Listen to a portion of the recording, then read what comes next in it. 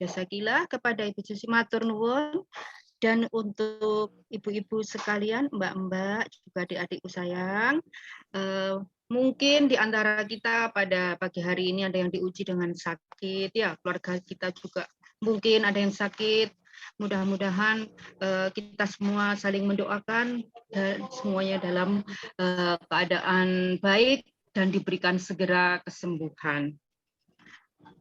Selanjutnya untuk sambutan adalah disampaikan oleh Ketua PD Salimah Kota Probolinggo kepada Ibu Yaya Ernani, SPD dipersilakan. Terima kasih Bu Tuni. Assalamualaikum warahmatullahi wabarakatuh. Waalaikumsalam warahmatullahi wabarakatuh. Bismillahirrahmanirrahim. Alhamdulillahirabbil alamin. Asyhadu alla ilaha illallah wa asyhadu anna Muhammadar Rasulullah. Allahumma sholli ala sayyidina Muhammad wa ala alihi sayyidina Muhammad.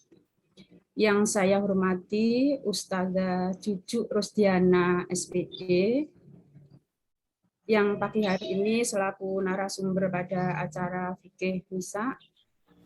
Yang saya cintai ibu-ibu pengurus Salimah Kota Probolinggo, ibu-ibu, mbak-mbak, adik-adik, mungkin juga anak-anak saya, peserta kajian fikih online pada pagi hari ini. Pertama, senantiasa kita bersyukur kehadirat Allah Subhanahu wa taala di mana kita masih dalam keadaan sehat dan bisa hadir di sela-sela kesibukan kita masih bersemangat untuk mencari ilmu di pagi hari ini. Sholawat dan salam semoga senantiasa tercurah pada junjungan kita Nabi Muhammad Shallallahu Alaihi Wasallam. Ibu-ibu dan mbak-mbak adik-adik yang saya cintai karena Allah, berangkat dari sebuah pemikiran akan visi Salimah yang peduli meningkatkan kualitas hidup perempuan, anak, dan keluarga Indonesia, maka PD Salimah Kota Probolinggo menggulirkan sebuah program yang insya Allah program ini akan berkelanjutan. Insya Allah program ini yaitu kajian fikih wanita, di mana kajian fikih wanita itu sebuah ilmu yang sangat amat kita butuhkan ya bagi seorang perempuan. Selama bertahun-tahun yang saya ikuti di setiap kajian-kajian, khususnya di bulan Ramadan, itu pasti dan akan lebih banyak pertanyaan tentang masalah darah wanita.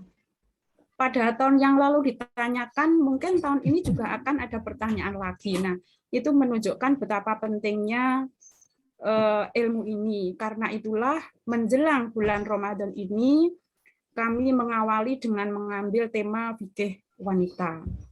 Harapannya semoga ini akan menjadi manfaat bagi kita semuanya. Dan kita akan senantiasa terbimbing dalam melaksanakan ibadah, khususnya adalah masalah-masalah toharoh.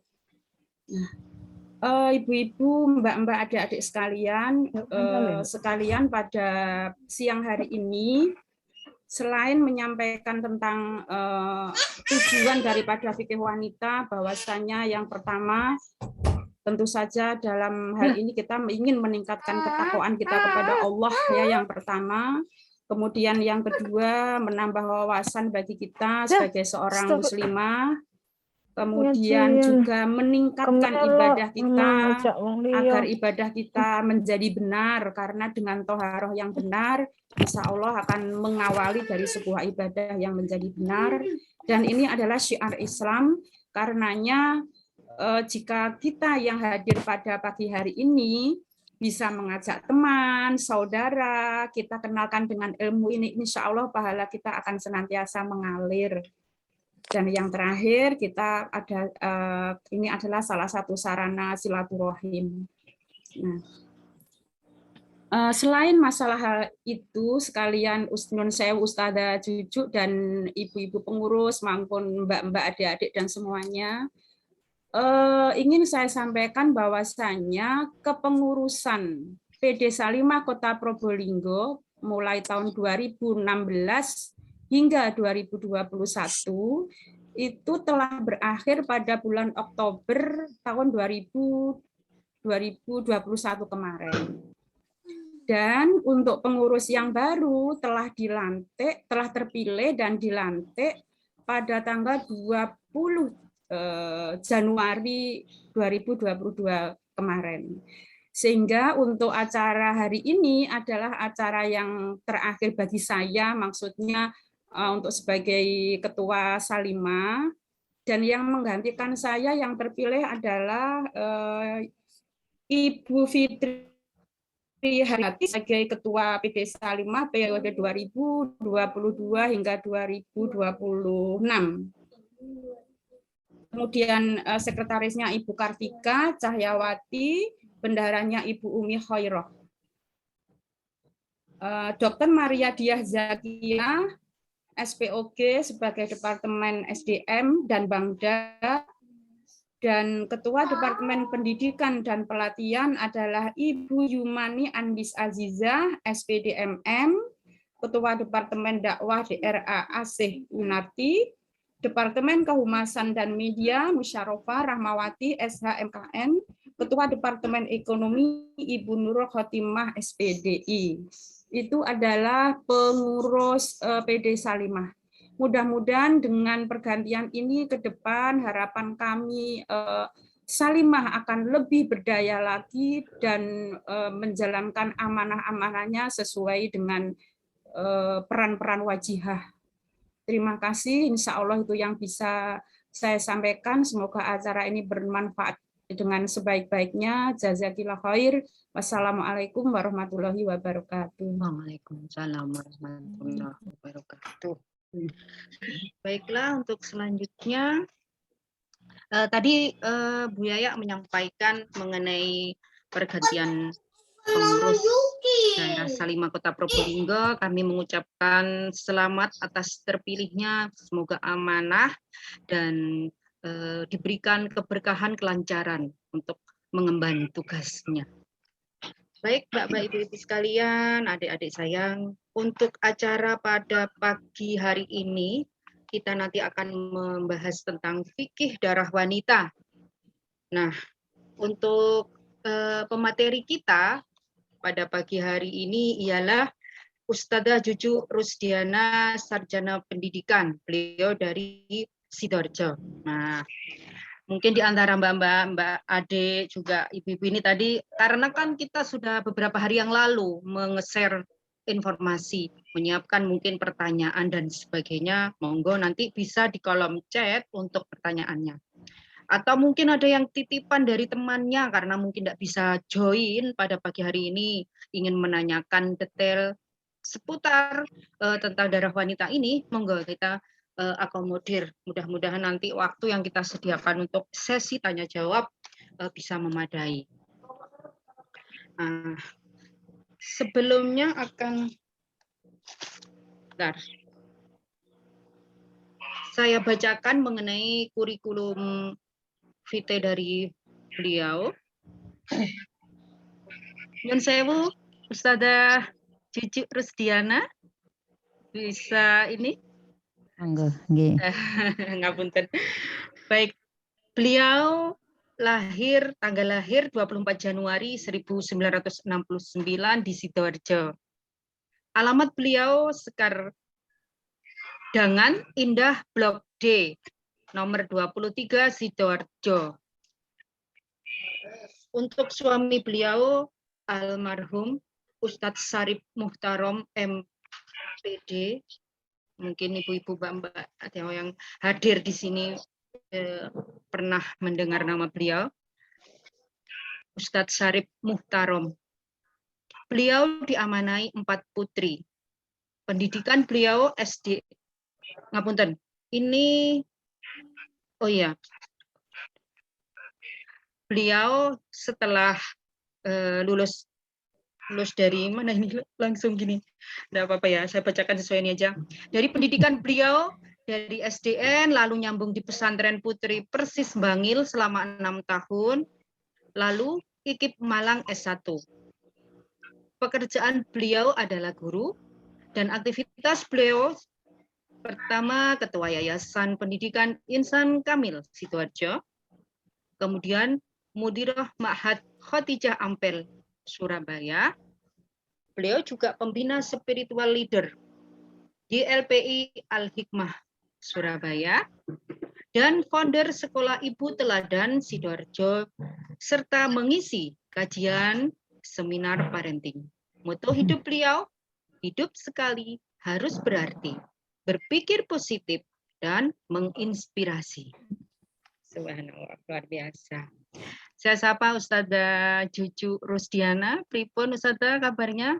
Alhamdulillah. Alhamdulillah. Sehat. Matur nuwun sudah menyempatkan waktu membersamai mbak-mbak, ibu-ibu, adik-adik saya yang ada di Probolinggo ini. Dan untuk menyemangati acara kita pagi hari ini, saya sampaikan sebuah pantun untuk ibu-ibu semua. Burung merpati, burung kenari, terbang di sawah, riang bernyanyi. Ahad pagi kita kumpul di sini, gabung selimah, sejukkan hati. Semangat ibu-ibu semuanya. Semoga ilmu yang diterima pada hari ini bermanfaat untuk kita semuanya. Monggo untuk Ustazah Juju, waktu 1,5 jam untuk materi. Nanti 1/2 jam selanjutnya tanya jawab.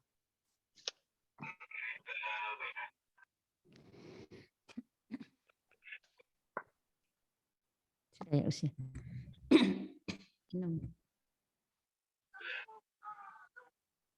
Bismillahirrahmanirrahim. Assalamualaikum warahmatullahi wabarakatuh. Waalaikumsalam warahmatullahi wabarakatuh. Innalhamdalillah nahmaduhu wa nasta'inuhu wa nastaghfiruh wa na'udzubillahi min syururi anfusina wa sayyiati a'malina may yahdihillahu fala mudhillalah wa may yudlil fala hadiyalah. Asyhadu an la ilaha illallah wahdahu la syarikalah wa asyhadu anna Muhammadan abduhu wa rasuluh la nabiyya ba'da. Asbahna wa asbahal mulku lillah walhamdulillah la syarikalah la ilaha illa huwa wa ilahin nusur wa asbahna ala fitratil Islam wa kalimatil ikhlas wa ala dini nabiyina Muhammadin sallallahu alaihi wasallam wa ala millati abina Ibrahim hanifa wa makana minal musyrikin. Alhamdulillah, bersyukur kita kepada Allah Subhanahu wa taala. Pagi ini Allah melimpahkan rahmat-Nya yang luar biasa, banyak sekali, di mana nikmat-nikmat Allah yang diberikan kepada kita ini kita tidak mampu ya untuk menghitungnya. Mudah-mudahan banyaknya nikmat ini mengantarkan kita menjadi hamba-hamba Allah yang terus berproses untuk menyempurnakan ketaatan kepadanya. Salawat, salam, serta cinta kita haturkan kepada manusia akhir zaman, manusia paling mulia yang menjadi panutan kita, Baginda Muhammad Sallallahu Alaihi Wasallam. Ngapunten Ustazah Juju, minta tolong volumenya supaya di yang keraskan. Nah, nggih. Barangkali speakernya. Dari tadi dengar Bun? Kayak kurang dengar tapi lemah. Tapi lemah sekali Ustazah. Oke.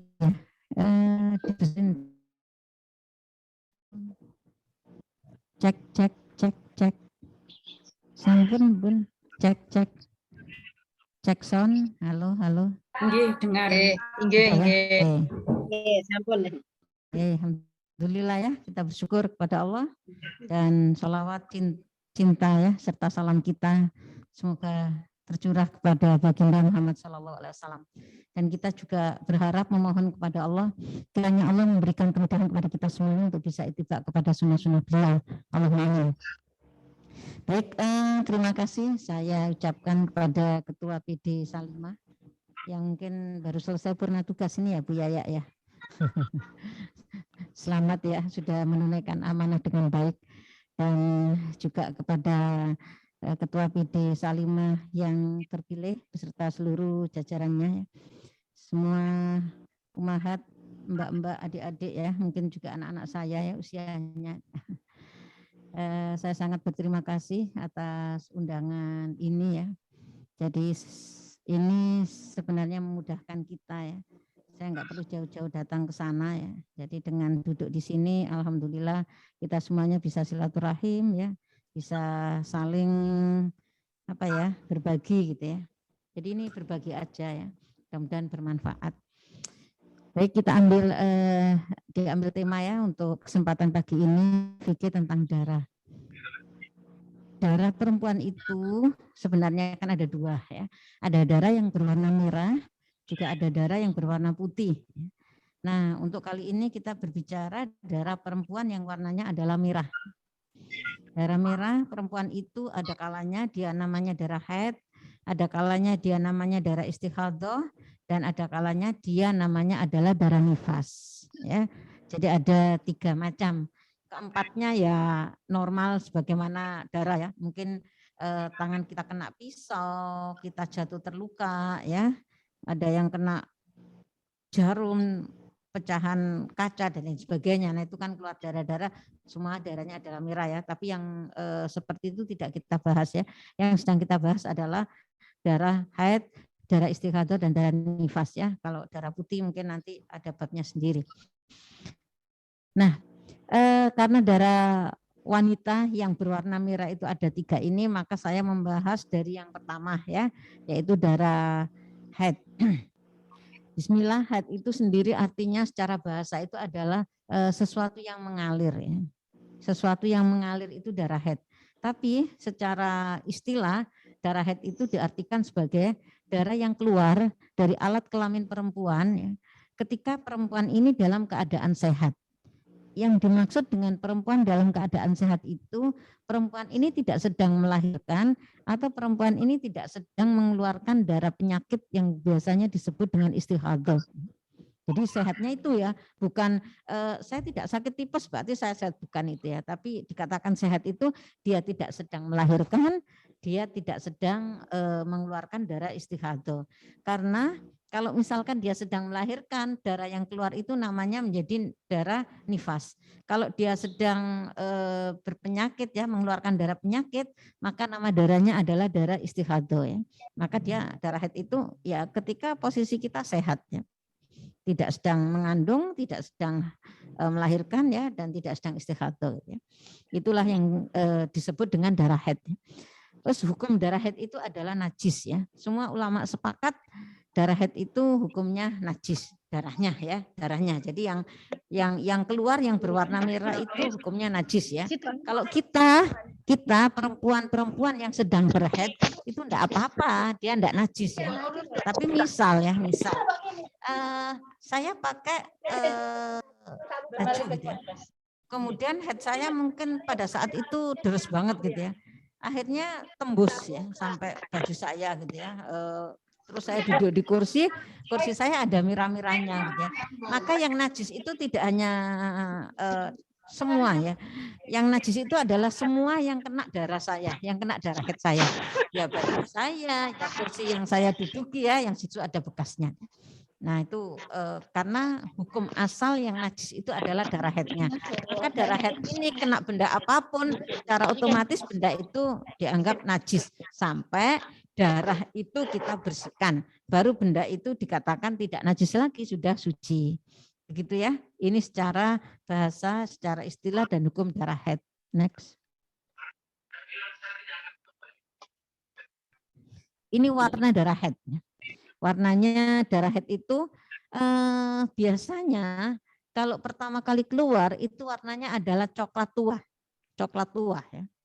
Kemudian merah segar. Setelah itu ada merah kehitaman ya. Jadi ini ragam atau macam dari darah haid. Kalau misalkan yang keluar itu adalah kekuning-kuningan, itu bukan darah haid. Kalau misalkan yang keluar itu adalah coklat pudar, coklat muda, itu bukan darah haid ya. Termasuk kalau kita sudah mau selesai dari haid ya, itu terakhir itu sudah muda banget ya, sudah seperti apa ya, seragam pramuka atasan atau mungkin sudah cenderung kuning, itu dikatakan kita sudah bersih ya. Yang keluar itu bukan darah haid lagi. Karena darah haid itu coklat tua, merah, karena pada dasarnya memang semuanya itu warnanya merah ya. Kemudian adalah merah kehitaman. Karena di hadis itu dikatakan damul haid, damun aswad yu'rof.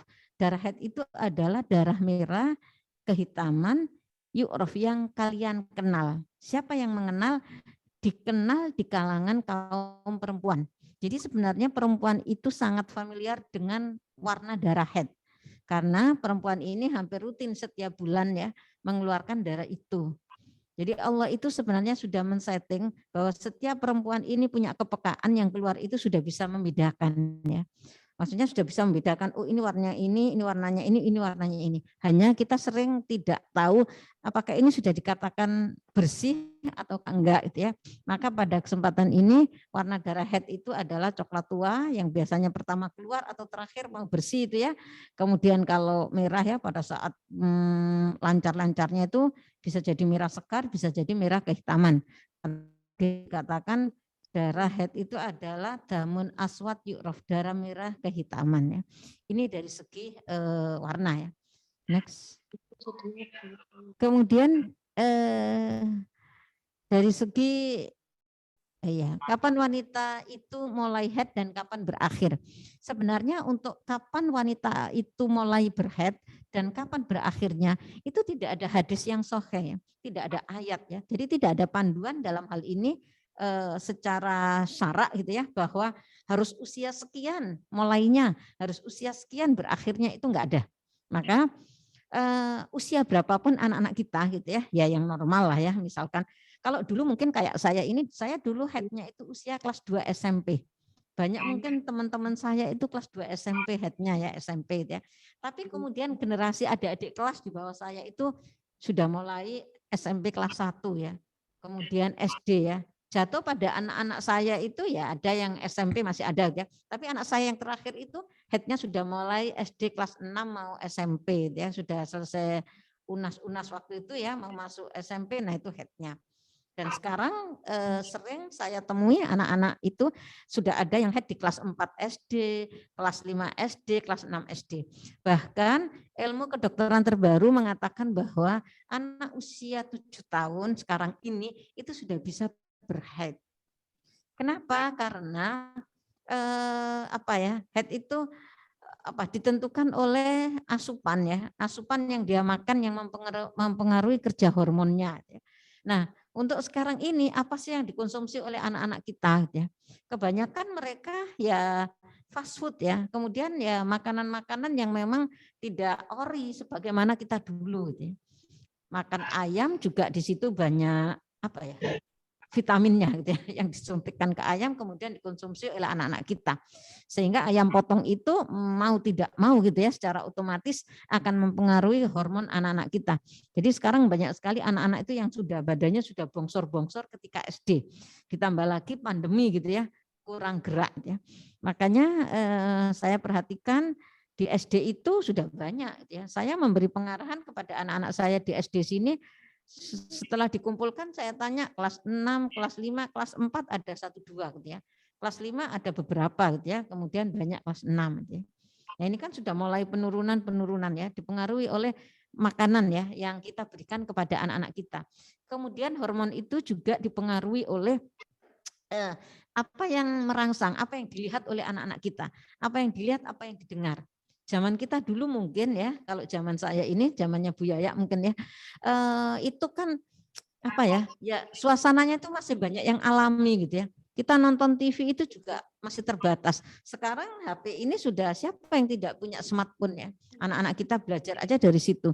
Sementara orang tua juga tidak memiliki kemampuan kan untuk mengawal apa aja yang dilihat oleh anak-anak kita ya. Ini pandemi gitu ya, tidak pandemi pun anak-anak sering melihat pemandangan-pemandangan yang mestinya itu hanya boleh dilihat anak usia 17 tahun ke atas ya. Tapi anak-anak kita sudah sering itu melihat adegan-adegan yang tidak pantas untuk dilihat ya. Maka hal-hal inilah yang akan mempengaruhi anak kita semakin cepat gitu ya untuk hormonnya semakin cepat bekerja gitu ya, maka datang haidnya itu menjadi lebih awal gitu ya. Kita bisa memperhatikan ciri-ciri anak-anak kita ya kalau mau haid itu, yang pertama adalah kalau anak perempuan itu coba lihat pinggulnya. Kalau pinggulnya anak-anak kita itu sudah mulai terbentuk gitu ya. Nah ini sudah tanda-tanda gitu ya.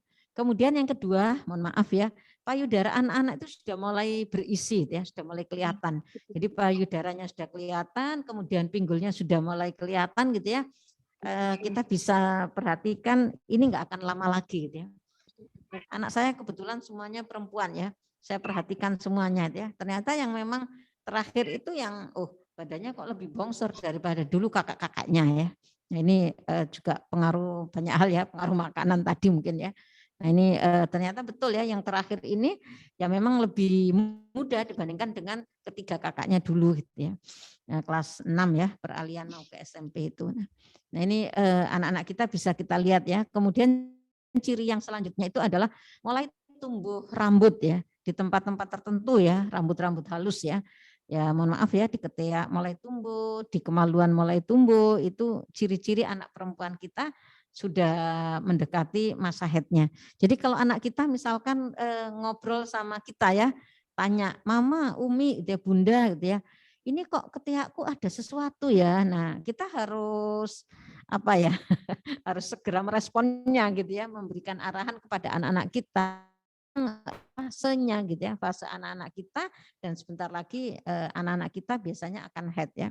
Jadi sebenarnya ketika kita membahas ini, yang pertama adalah ini untuk kita sendiri gitu ya, dan yang kedua adalah menyiapkan anak-anak kita bagaimana supaya ketika anak-anak itu memasuki usia baliknya ya, memasuki usia balik ditandai dengan haid ini untuk anak perempuan, anak-anak kita itu memiliki kesiapan bahwa anak-anak kita itu sudah bukan anak-anak kecil lagi ya, tapi di hadapan Allah dia sudah dianggap disamakan dengan kita mamanya gitu ya.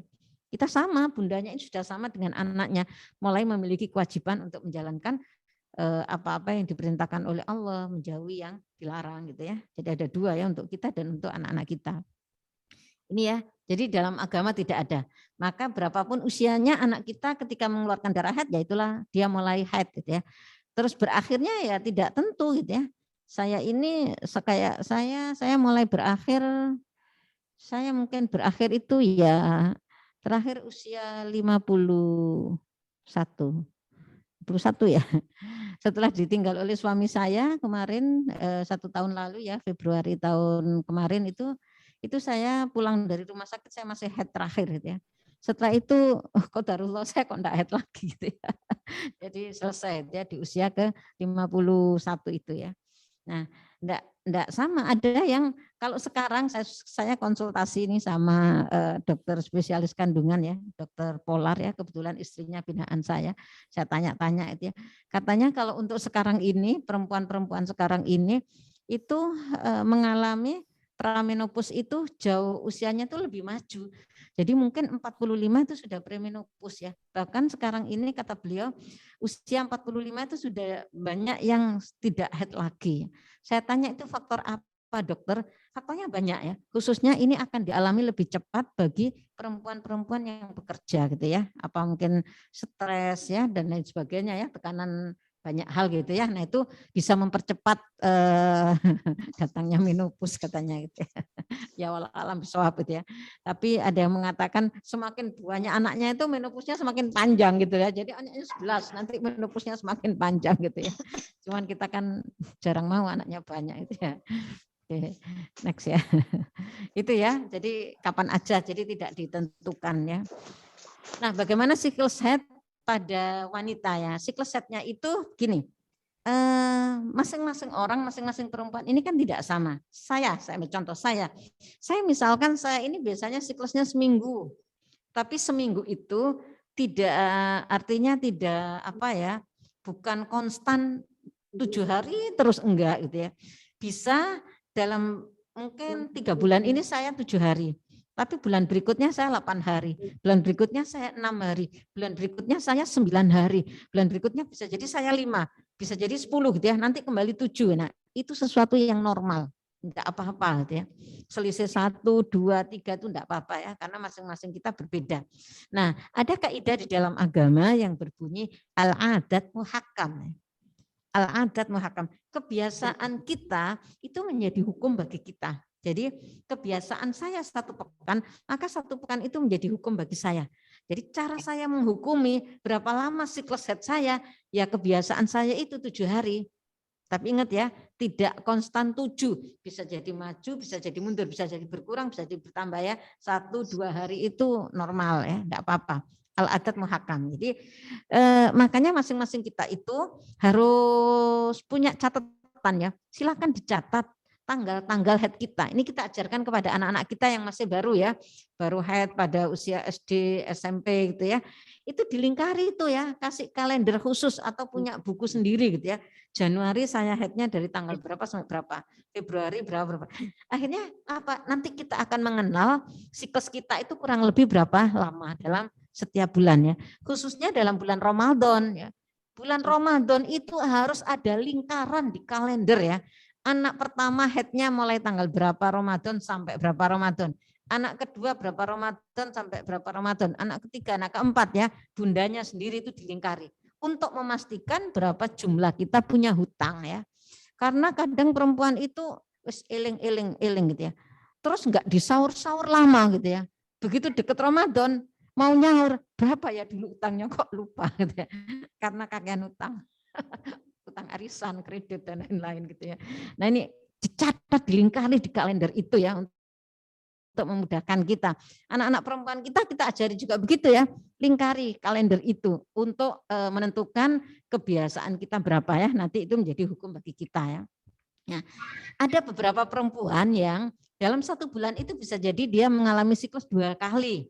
Normal atau tidak normal, kan tidak semua perempuan ya, tapi ada beberapa perempuan yang bisa mengalami siklus 2 kali gitu ya. Ya, biasanya mungkin apa ya, yang suka mikir gitu ya, banyak urusan, banyak pekerjaan atau stres apa ya, jadi itu masalah hormonal biasanya gitu ya, akhirnya cepat datang haidnya. Ada orang yang stres itu haidnya datang lebih cepat atau 2 kali, tapi ada juga yang mundur gitu ya, enggak haid gitu ya. Nah, macam-macam ya, perempuan enggak sama ya. Ada juga yang perempuan ini mungkin 1 bulan ini kok enggak haid sama sekali gitu ya. Baru bulan berikutnya, ya enggak apa-apa. Kalau pengen tahu silakan periksa ke dokter ya. Saya ada apa? Apakah saya ini hamil atau bagaimana ya? Saya enggak hamil, tapi kok enggak haid, enggak apa-apa. Khususnya lagi adalah anak-anak perempuan kita yang awal-awal haid ya. Itu biasanya siklusnya belum terbentuk. Sekarang pertama kali haid, terus 6 bulan enggak haid ya, baru kemudian haid. Kemudian 3 bulan haid ya, tahun berikutnya juga begitu ya. Setelah 3 tahun baru terbentuk siklus haidnya ya, baru lancar setiap bulan datang gitu ya. Gitu ya.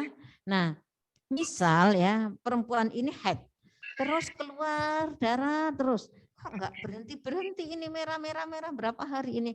Para ulama sepakat perempuan yang haid terus menerus gitu ya, itu dikasih batasan waktu maksimal 15 hari. Ya, ini darahnya ini darah haid, iya, ini batasnya adalah 15 hari. Ini darahnya ini loh, merah kehitaman, iya ya, dikasih batasan 15 hari. Kalau sudah selesai 15 hari, pada hari yang ke-16 dan masih mengeluarkan darah yang merah kehitam-hitaman atau merah segar tadi, itu dikatakan sebagai istighathah, sudah dikatakan sebagai darah penyakit. Maka pada hari yang ke-15 itu si perempuan ini wajib mandi besar. Wajib mandi besar, setelah selesai mandi besar, dia wajib mengerjakan sholat. Ya. Dia dianggap sebagai istighathah. Ya. Walaupun ini keluar terus ini, ternyata keluarnya sampai hari ke-20 gitu ya. Jadi yang 5 hari setelahnya itu disebut sebagai perempuan yang sedang beristighathah ya. Tetap punya kewajiban sholat gitu ya. Nah ini ya siklusnya ya, jadi maksimal jumhur ulama itu bersepakat 15 hari. Kalau lebihnya sudah dianggap biasa ya, boleh sholat, ya mau puasa juga oke ya. Nah tidak boleh, kok masih darah saya enggak mau sholat, enggak ya, karena sudah maksimal, sudah 15 hari. Next. Sebelum ini saya tadi ciri-cirinya. Tadi ciri ya warna-warna, kemudian ada gejala-gejala ya, ada gejala-gejala. Jadi misalkan kita mengeluarkan darah, terus ini darah apa gitu ya. Di samping kita mengenal secara warna tadi, ada gejala-gejala secara fisiologis ya, yang mungkin bisa kita kenali ya. Ada yang dilep ya, ada yang sakit bagian bawah, ada yang mau muntah-muntah dan lain sebagainya. Itu gejala-gejala tidak dialami oleh semua perempuan gitu ya, hanya mungkin beberapa perempuan yang punya seperti itu ya. Nah tetap ini artinya ini malah mempermudah gitu ya. Oh saya biasanya kalau ada gejala-gejala seperti ini biasanya saya mau head gitu ya, atau mungkin keluar darahnya dulu terus ada gejala-gejala itu, oh biasanya saya seperti ini adalah sedang head ya. Jadi semakin memudahkan untuk melihat gejala-gejala yang ada di samping warna. Kemudian adalah hukum-hukum yang berkaitan dengan wanita yang sedang haid. Ya. Sebelum ke sini untuk dalilnya tadi di awal ya, kita bicara tentang haid itu dalilnya ada di surat Al-Baqarah ayat 222. Jadi insya Allah saya dengar dibaca oleh Mbak Suci ya. Dibaca ini dasarnya ya, nanti akan kita bahas lagi. Oke, baik, kembali ke hukum-hukum bagi perempuan yang sedang haid. Yang pertama adalah semua perempuan yang sedang haid itu dilarang mengerjakan sholat, dilarang puasa, haram, sholat apapun, sholat wajib, sholat sunnah, semuanya. Kemudian dilarang mengerjakan puasa apapun ketika kita haid, haram kita kerjakan ya. Puasa Ramadan, puasa sunnah, pokoknya semuanya tidak boleh ya. Ini hadisnya, alaisa idza hadat lam tusalli wa lam tasum. Bukankah wanita itu jika sedang haid dia tidak boleh sholat dan tidak boleh puasa gitu ya. Hadis Bukhari Muslim ya. Jadi ini ya. Nah, Aisyah pernah berkata ya, kunna nahid ya, kami pernah haid. Dan fanuk maru biqadha isaum wala nu'maru biqadha isolat. Kami diperintahkan untuk mengqadha puasa dan tidak diperintahkan untuk mengqadha sholat. Jadi untuk larangan mengerjakan sholat sama larangan mengerjakan puasa. Kalau kita tidak puasa ya, Ramadan nih misalkan ya, 10 Ramadan ternyata kita haid ya, maka mulai 10 Ramadan ini kita haram mengerjakan puasa. Ada yang mungkin 5 hari, ada yang mungkin 7 hari, ada yang mungkin 10 hari gitu ya. Kapan kita akan membayarnya? Puasa Ramadan, di mana kita tidak mengerjakannya karena haid, maka berapa hari yang kita tinggalkan itu wajib untuk kita ganti di hari yang lain, di bulan yang lain selain bulan Ramadan. Ya. Tapi bagaimana dengan kewajiban sholat gitu ya? Di hadis ini Aisyah itu sebenarnya ini ada pendahuluannya gitu ya. Ada pendahuluannya bahwa ada seorang sahabat yang bertanya gitu ya, wahai Aisyah, bagaimana ini kami-kami yang berhaid ini gitu ya. Apakah kami ini harus mengganti sholat kami gitu ya. Maka Aisyah itu menjawab ya, kunna nahid fanu'mar biqadha isaum wala nu'mar biqadha isolat ya. Kami ini berhaid, kami juga pernah mengalami masa haid. Tapi katanya Aisyah, Rasulullah itu hanya memerintahkan kami untuk mengganti puasa dan Rasulullah tidak memerintahkan kami untuk mengganti sholat-sholat yang kami tinggalkan. Gitu ya.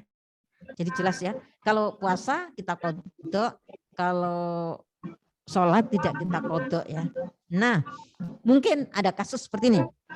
Saya yakin semua bisa, kalau jumhur sepakat ya, semuanya tidak ada qadha untuk sholat. Duhurnya itu adalah jam 11:30 seperti sekarang ya, 11:30 duhur. Tapi kita ini nggak cepet-cepet sholat, sudah masuk jam waktu duhur itu ya. Kita ini nggak tahu lah ngerjain apa, yang masih masak ya dan lain sebagainya, masih telepon. Ya. Sampai akhirnya sekitar mungkin jam 12 atau jam 12 lebih sedikit gitu ya. Kita mau sholat nih, masuk kamar mandi, ternyata kita tahu bahwa kita sedang haid gitu ya. Nah, di sini mungkin muncul pertanyaan, gimana ini sudah masuk waktu tapi kita belum mengerjakan sholat gitu ya, sudah kita keburu haid duluan gitu ya. Pada kasus yang seperti ini, khusus sholat duhur ini aja, apakah kita wajib mengqadha atau tidak ya. Kalau kita mengikuti hadis ini ya, hadis ini adalah hadis secara umum ketika Aisyah ditanya tentang bagaimana kewajiban dengan sholat-sholat yang kita tinggalkan ya. Tidak by sebab, tidak karena sebab, tapi secara umum ya. Maka jawaban Aisyah adalah kunna nu'maru bi qada'i shaum wa la nu'maru bi qada'i shalat. Kami itu diperintahkan untuk mengkodok puasa dan tidak diperintahkan untuk mengkodok sholat. Sekalipun kasusnya sebagaimana yang saya ceritakan tadi ya. Terus bukannya kita ini berdosa ya. Kalau berdosa itu urusannya kita dengan Allah ya. Allah itu maha menerima taubat. Ya silakan bertaubat kepada Allah ya. Berjanji untuk tidak mengulangi lagi. Maka setiap kita kan sudah melingkari itu tanggal-tanggal haid kita.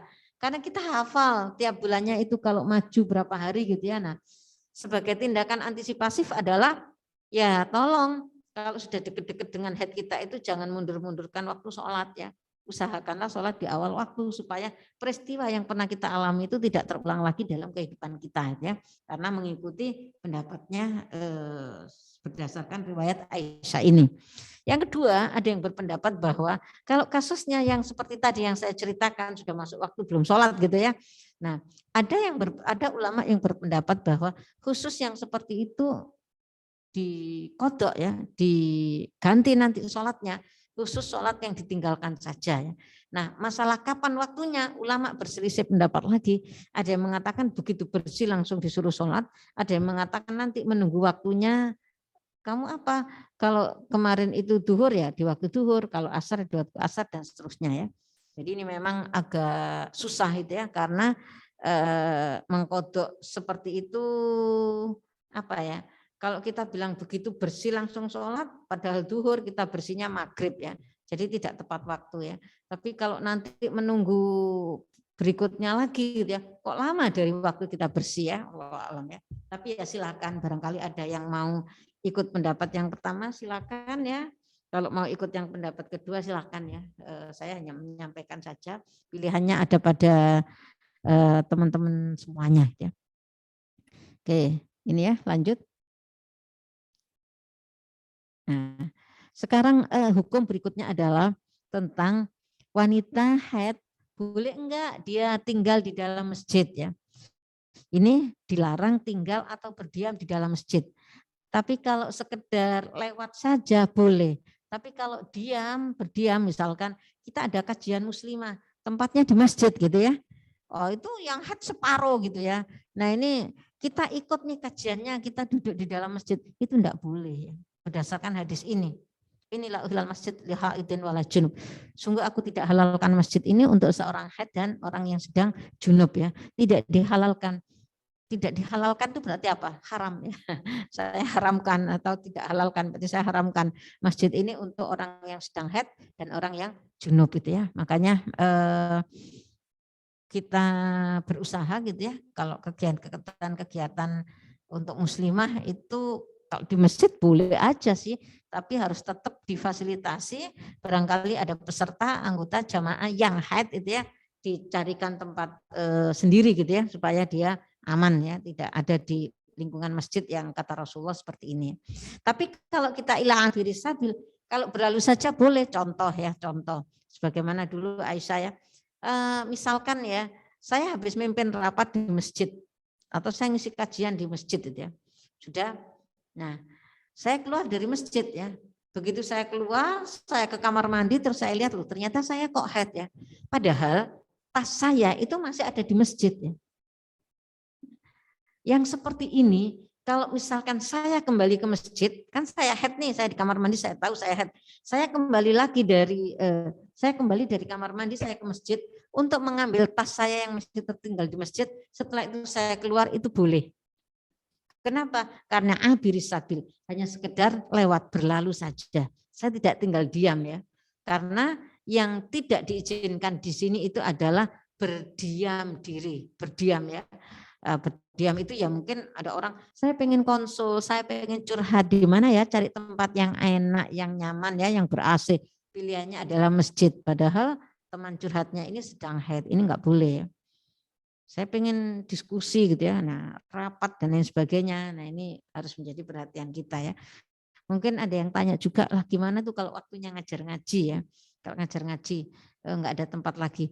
Kalau ngajar ngaji, kalau misalkan ada tempat ada tempat khusus gurunya atau anak-anak kita barangkali sudah dewasa ya yang ikut ngaji itu, kalau ada tempat di luar masjid silakan pilih tempat di luar masjid itu ya. Itu jauh lebih menyelamatkan. Atau kalau tidak ada gurunya mungkin cari pengganti ya, cari guru yang tidak sedang haid untuk menggantikan kita sementara waktu ya. Tapi sarannya memang lebih baik tempatnya di luar masjid gitu ya. Kalau kita kecuali misalnya kalau tidak ada yang ngajar, proses pembelajaran ini akan terhenti gitu ya. Nah, silakan kita bisa ajak ke luar gitu ya. Nah, memang ada yang berpendapat katanya kalau untuk menuntut ilmu boleh gitu ya di dalam masjid itu, yang penting darahnya itu tidak netes gitu ya. Kalau darah tidak netes itu menjadi syarat bagi semuanya. Kalau netes ya tadi kan kembali kepada hukum darah haid itu najis ya. Semuanya sekedar berlalu tadi juga syaratnya adalah darah tidak boleh netes ya. Nah, itu syarat umum ya. Oke ini ya. Jadi perempuan kalau haid ya jangan tinggal di masjid ya. Kalau gimana ya wong itu ada pengajian, pembicaranya bagus, silakan duduk di itunya loh, undak-undakan itu ya. Di tempat yang tidak digunakan untuk sholat oleh para jamaah itu boleh ya. Atau mungkin di luarnya masjid dibuatkan kursi tenda gitu ya untuk jamaah putri gitu ya. Atau mungkin masjid itu punya perpustakaan ya yang memang tidak digunakan untuk sholat, silakan. Gitu ya, next. Nah, berikutnya adalah dilarang berhubungan suami istri bagi yang sudah menikah ya, ini dasarnya. Jadi ayat ini menjadi dasar pembicaraan kita ketika kita bicara tentang darah haid. Darah haid itu disebut oleh Allah di dalam ayat ini, surat Al-Baqarah ayat 222 ini ya.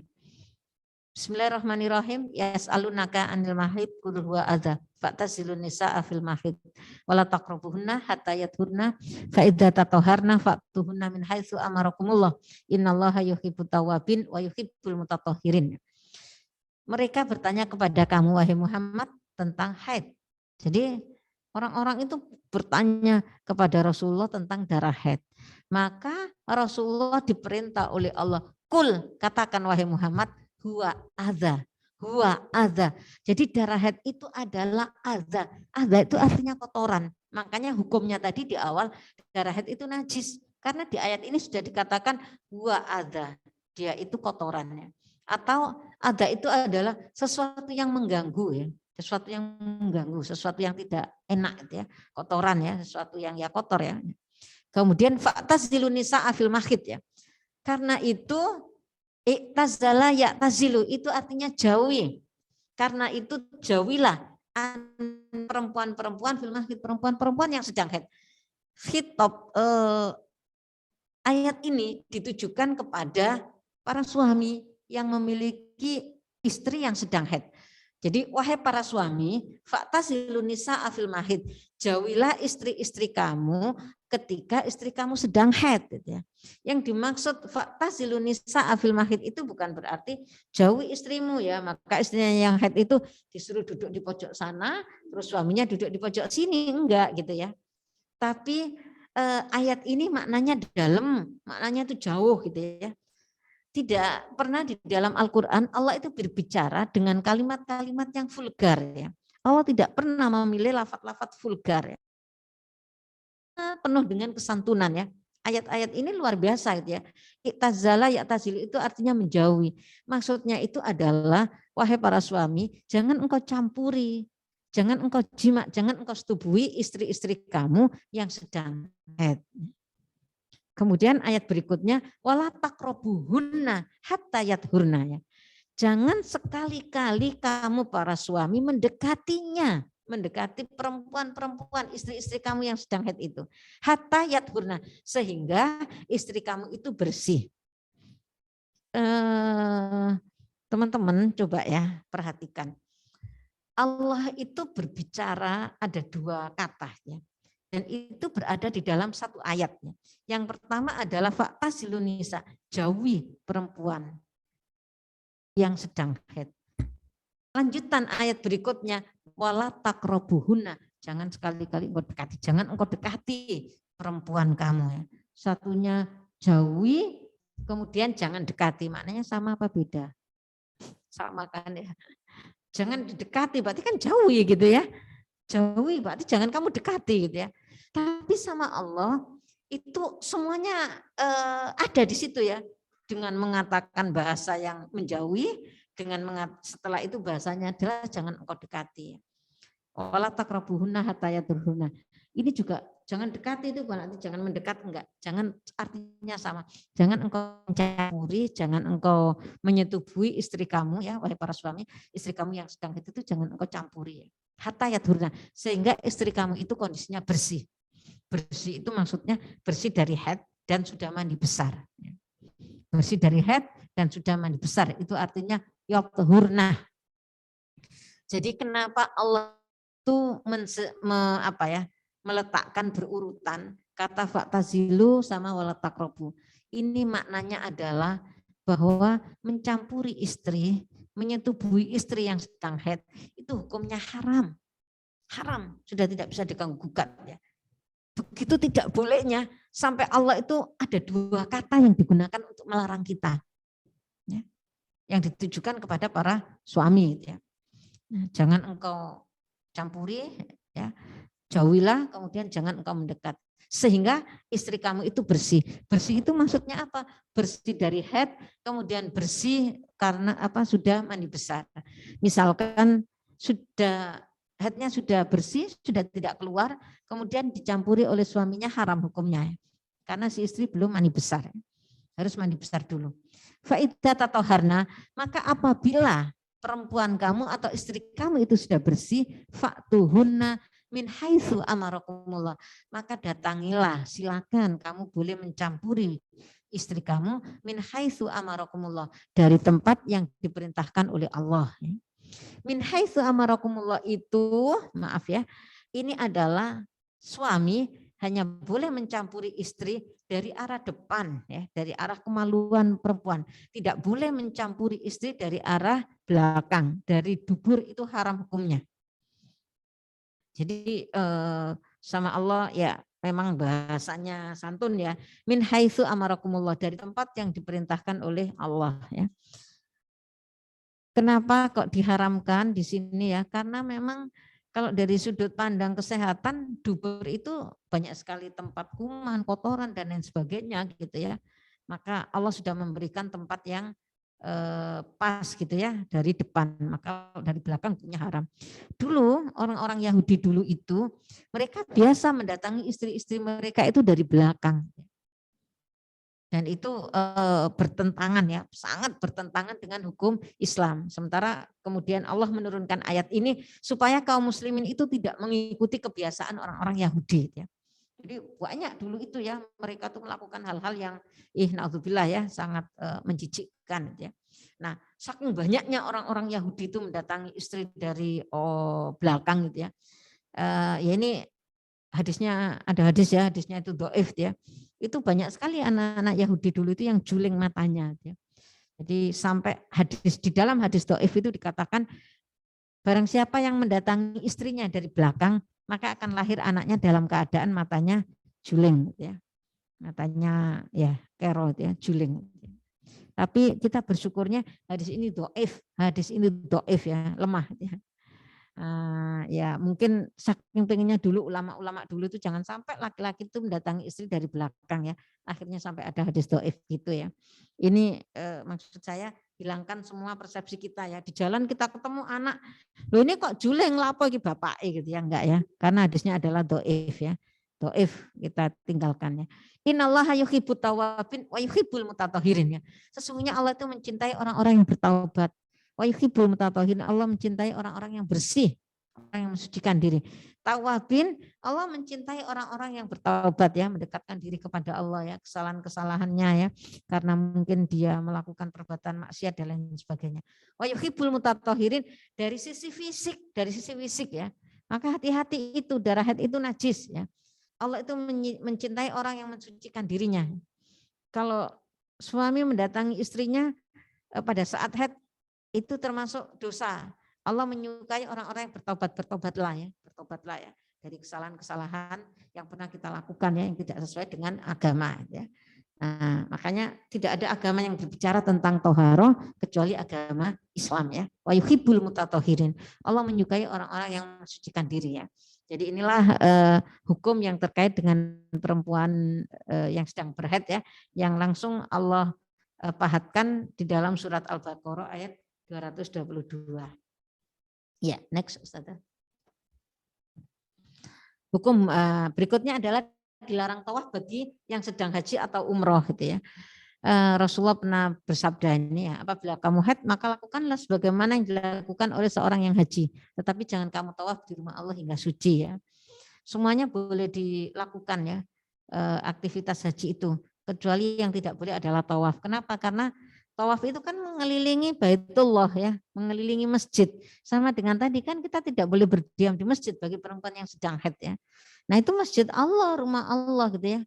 Rumah Allah kita mengelilingi Ka'bah 7 kali ya. Orang yang pertama kali datang ke Masjidil Haram itu kan disunahkan untuk tawaf ya. Kalau kita datang ke Masjid Allah di Indonesia gitu, kita disunahkan untuk mengerjakan sholat tahiyatul masjid. Gitu. Tapi kalau di sana tidak ada sholat tahiyatul masjid, yang ada gantinya adalah tawaf. Gitu. Makanya orang yang sedang haji, orang yang sedang umroh tidak boleh tawaf. Kalau haji tidak masalah, tidak tawaf ya, karena tawaf itu ada berapa 3 macam ya.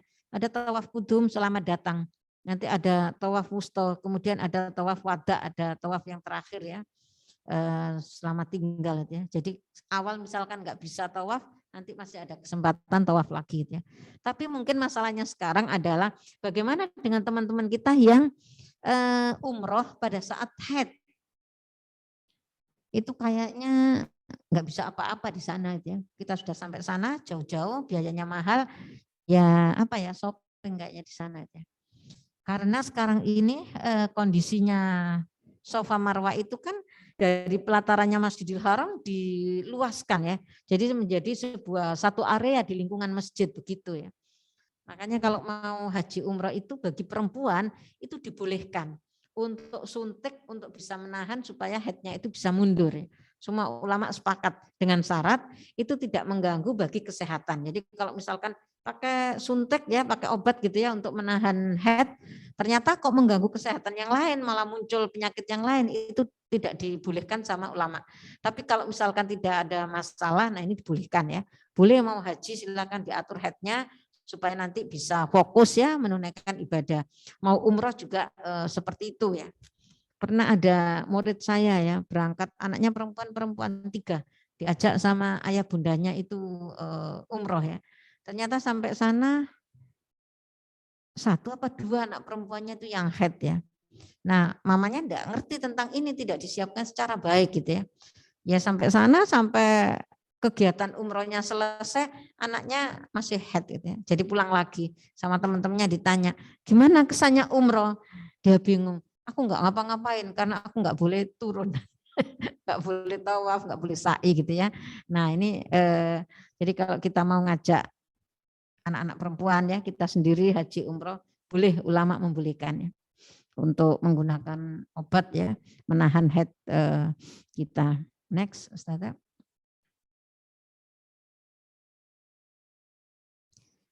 Berikutnya adalah membaca atau memegang mushaf Al-Quran ya. Kalau membaca, kalau sekedar membaca saja, itu mayoritas ulama itu membolehkan ya. Jadi misalkan anak perempuan kita haid membaca, sekedar membaca tanpa memegang ya, itu boleh. Atau hafalan ya, menghafal Al-Quran boleh gitu ya. Tapi mungkin yang ikhtilafnya agak tajam itu ya, itu adalah pada memegang mushaf Al-Quran pada saat kita haid ya. Saya sampaikan 2 pendapat beserta alasannya ya. Nanti teman-teman silakan hatinya cocok cenderung yang mana monggo gitu ya. Pertama adalah pendapat yang mengatakan bahwa pada saat haid itu tidak boleh memegang mushaf Al-Quran ya. Ini dasarnya adalah ini di ayat ini ya dalam surat Al-Waqiah 77 sampai 79. Innahu a'udzubillahi minasyaitonirrajim innahu laqur'anun karim fi kitabim maknun la yamassuhu illal mutahharun. Sesungguhnya Al-Qur'an ini adalah bacaan yang sangat mulia pada kitab yang terpelihara yaitu Lauhul Mahfuz, tidak menyentuhnya kecuali orang-orang yang disucikan. Jadi pendapat pertama ini yang mengatakan tidak boleh memegang itu yamassu. Massa yamussu itu artinya memegang. Massa yamussu ya. Tidak memegangnya itu diartikan tidak boleh memegang, tidak boleh menyentuh ya, kecuali orang-orang yang bersih. Nah, pendapat yang pertama mengartikan mutahharun itu adalah orang-orang yang disucikan, tapi maksudnya adalah orang yang sedang tidak haid. Ya. Jadi mereka mengartikan ini dengan orang yang sedang tidak haid. Kalau orang haid nggak boleh gitu ya. Ini pendapat pertama. Kemudian ditambah pendapat pertama yang tidak boleh memegang mushaf itu adalah karena banyak sekali hadis-hadis ya, yang mengatakan, walaupun hadisnya ini doif ya, banyak sekali hadis yang mengatakan, walaupun hadisnya doif, bahwa perempuan yang sedang haid tidak boleh memegang Al-Quran. Ingat ya, hadisnya doif. Semua ulama sepakat hadisnya adalah doif. Tidak ada satupun hadis yang sah yang mengatakan perempuan itu tidak boleh memegang mushaf Al-Quran ketika haid. Yang sahih tidak ada. Adanya adalah doif. Tapi pendapat yang pertama ini mengambil dari sini karena hadisnya itu luar doif, tapi kok banyak sekali jumlahnya gitu ya, maka diambil monggo ya. Sehingga pendapat yang pertama ini perempuan yang sedang haid tidak boleh memegang Al-Quran ya, karena dua tadi alasannya ya. Nah mungkin teman-teman juga sering ya menemui Al-Quran itu khususnya yang cetakan Indonesia ya. Ini cetakan mana nih? Hijaz. Kalau ini enggak ada. Biasanya cetakan-cetakan Indonesia itu kan ada di depan Al-Quran. Ya mashu ilal mutahharunnya diambil dari surat Al-Waqi'ah ayat 79 dengan pemaknaan ya tidak boleh menyentuh kecuali orang-orang yang suci ya, maksudnya tidak haid. Ini ya, ini pendapat pertama. Pendapat yang kedua itu adalah perempuan yang haid boleh membaca, boleh memegang mushaf Al-Quran. Alasannya apa? Sama ya, menggunakan dasar ini, tapi interpretasinya pemaknaannya berbeda ya. Yang kedua ini memahami innahu laqur'anun karim fi kitabim maknun la yamassuhu illal mutahharun. Sesungguhnya Al-Qur'an itu adalah bacaan yang sangat mulia. Fi kitabim maknun, pada kitab yang terpelihara yaitu ada di Lauhil Mahfuz, la yamassuhu, tidak menyentuhnya. Nah, ada dhamir hu, la yamassuhu, hu. Hu itu dalam bahasa Arab, hu itu harus ada tempat kembali. Tempat kembali kemana? Ke depannya, ke ayat yang sebelumnya. Yaitu tidak ada yang bisa menyentuhnya. Ayat sebelumnya adalah fi kitabim maknun ya. Yaitu kitab yang ada di Lauhil Mahfuz itu. Illal mutahharun, kecuali orang-orang yang disucikan. Kata al-mutahharun menurut pendapat yang kedua, mutahharun kalau menurut bahasa Arab di dalam ilmu shorof, mutahharun itu adalah yang kecuali orang-orang yang disucikan. Nah, yang disucikan itu di kalangan manusia tidak ada. Rasulullah sendiri aja tidak bisa menyentuh Al-Quran yang ada di Lauhil Mahfuz. Siapa yang disucikan? Yaitu malaikat. Jadi yang bisa menyentuh Al-Quran di Lauhil Mahfuz itu adalah malaikat dengan izin Allah. Jadi kalau manusia enggak, malaikat. Sehingga di sini adalah tidak berbicara tentang orang yang tidak suci, orang yang tidak bersih, enggak ya. Tapi berbicara tentang tidak ada yang bisa menyentuh Al-Quran yang ada di Lauhil Mahfuz kecuali orang yang disucikan ya. Mereka yang disucikan yaitu makhluk Allah yang bernama malaikat ya. Yang disucikan yaitu malaikat Allah. Sehingga perempuan yang haid ya itu boleh membaca, boleh memegang mushaf Al-Quran. Kemudian yang kedua alasannya karena hadis-hadis yang tidak membolehkan memegang itu adalah hadis-hadis yang dhaif. Nah, pendapat kedua tidak mau menggunakan hadis yang dhaif ya. Dan yang ketiga alasannya adalah di ayat dikatakan innamal musyrikin najas. Sesungguhnya orang-orang musyrik itu najis ya. Jadi orang muslim itu tidak najis. Yang dikatakan najis itu hanya orang musyrik. Itu pun juga bukan fisik loh ya. Innamal musyrikin najas itu najisnya itu bukan fisik, tapi najis itu adalah najis akidahnya. Najis akidahnya ya. Jadi kalau ketemu orang kafir terus kita bilang kamu najis ya, pasti dia marah gitu ya. Itu innamal musyrikin najas itu adalah akidahnya itu yang najis ya. Tidak sah. Nah, jadi berdasarkan ini maka pendapat yang kedua, perempuan yang haid boleh membaca Al-Quran, boleh memegang mushaf Al-Quran gitu ya. ya silakan gitu ya, nanti dikunyah-kunyah lagi gitu ya, mau namanya keyakinan itu tidak bisa dipaksakan ya. Apa tadi dalilnya, pijakannya sudah saya sampaikan semuanya ya, monggo. Oke, next Ustazah. Cara mengetahui bersih dari haid ya. Apa? Ada. Nah, cara mengetahui bersih dari haid itu satu, kita harus mengenali tadi ya berapa jumlahnya gitu ya. Oh, kita lihat loh kok sudah bersih ini ya. Kita mandi keramas gitu ya. Ternyata habis keramas kita dapat sholat asar gitu ya. Ternyata maghribnya keluar lagi gitu ya. Besoknya subuh bersih, kita mandi lagi gitu ya. Sholat ternyata duhur keluar lagi gitu ya. Nah, salah satu cara mengetahui bersihnya darah haid itu memang kita melihat dengan kasat mata ya. Celana dalam ini sudah ada darah apa enggak? Oh, enggak ada bersih. Tapi sebenarnya darah haid itu kadang dia mau turun, mau jatuh, kadang itu dia enggak mau jatuh gitu ya. Ketika dia tidak mau jatuh, tidak mau netes, itu yang agak sulit kita ngetesnya. Maka salah satu cara yang bisa kita lakukan itu adalah kita silakan menggunakan celana dalam agak terang lah ya. Nanti kita tekan sedikit di tempat keluarnya darah ya. Jadi kita tekan sedikit di tempat keluarnya darah. Biasanya kalau terakhir-terakhir itu yang warnanya coklat-coklat gelap itu atau merah-merah kegelapan itu dia sudah enggak netes, tapi dia masih keluar di tempat keluarnya darah itu ya, di dalam itu masih ada. Nah, kalau celana dalam kita agak kita tekan begini masuk dikit itu, nah itu di celana nanti akan lihat oh iya ini masih gelap-gelap gini. Atau bisa seperti itu ya. Atau mau pakai kapas boleh juga itu ya. Atau mungkin gini, kalau kita tidak beraktivitas biasanya darah itu tidak keluar di mulut, di tempat keluarnya darah ya. Tapi kalau kita mungkin pagi itu habis olahraga itu biasanya keluar itu ya, di tempat keluarnya darah itu di mulutnya vagina itu bisa kita lihat dengan celana dalam itu akan ada ya. Tapi kalau memang sudah bersih ya memang sudah bersih ya. Ini untuk mempermudah aja. Kalau pengen cara yang ada cara lagi gitu ya.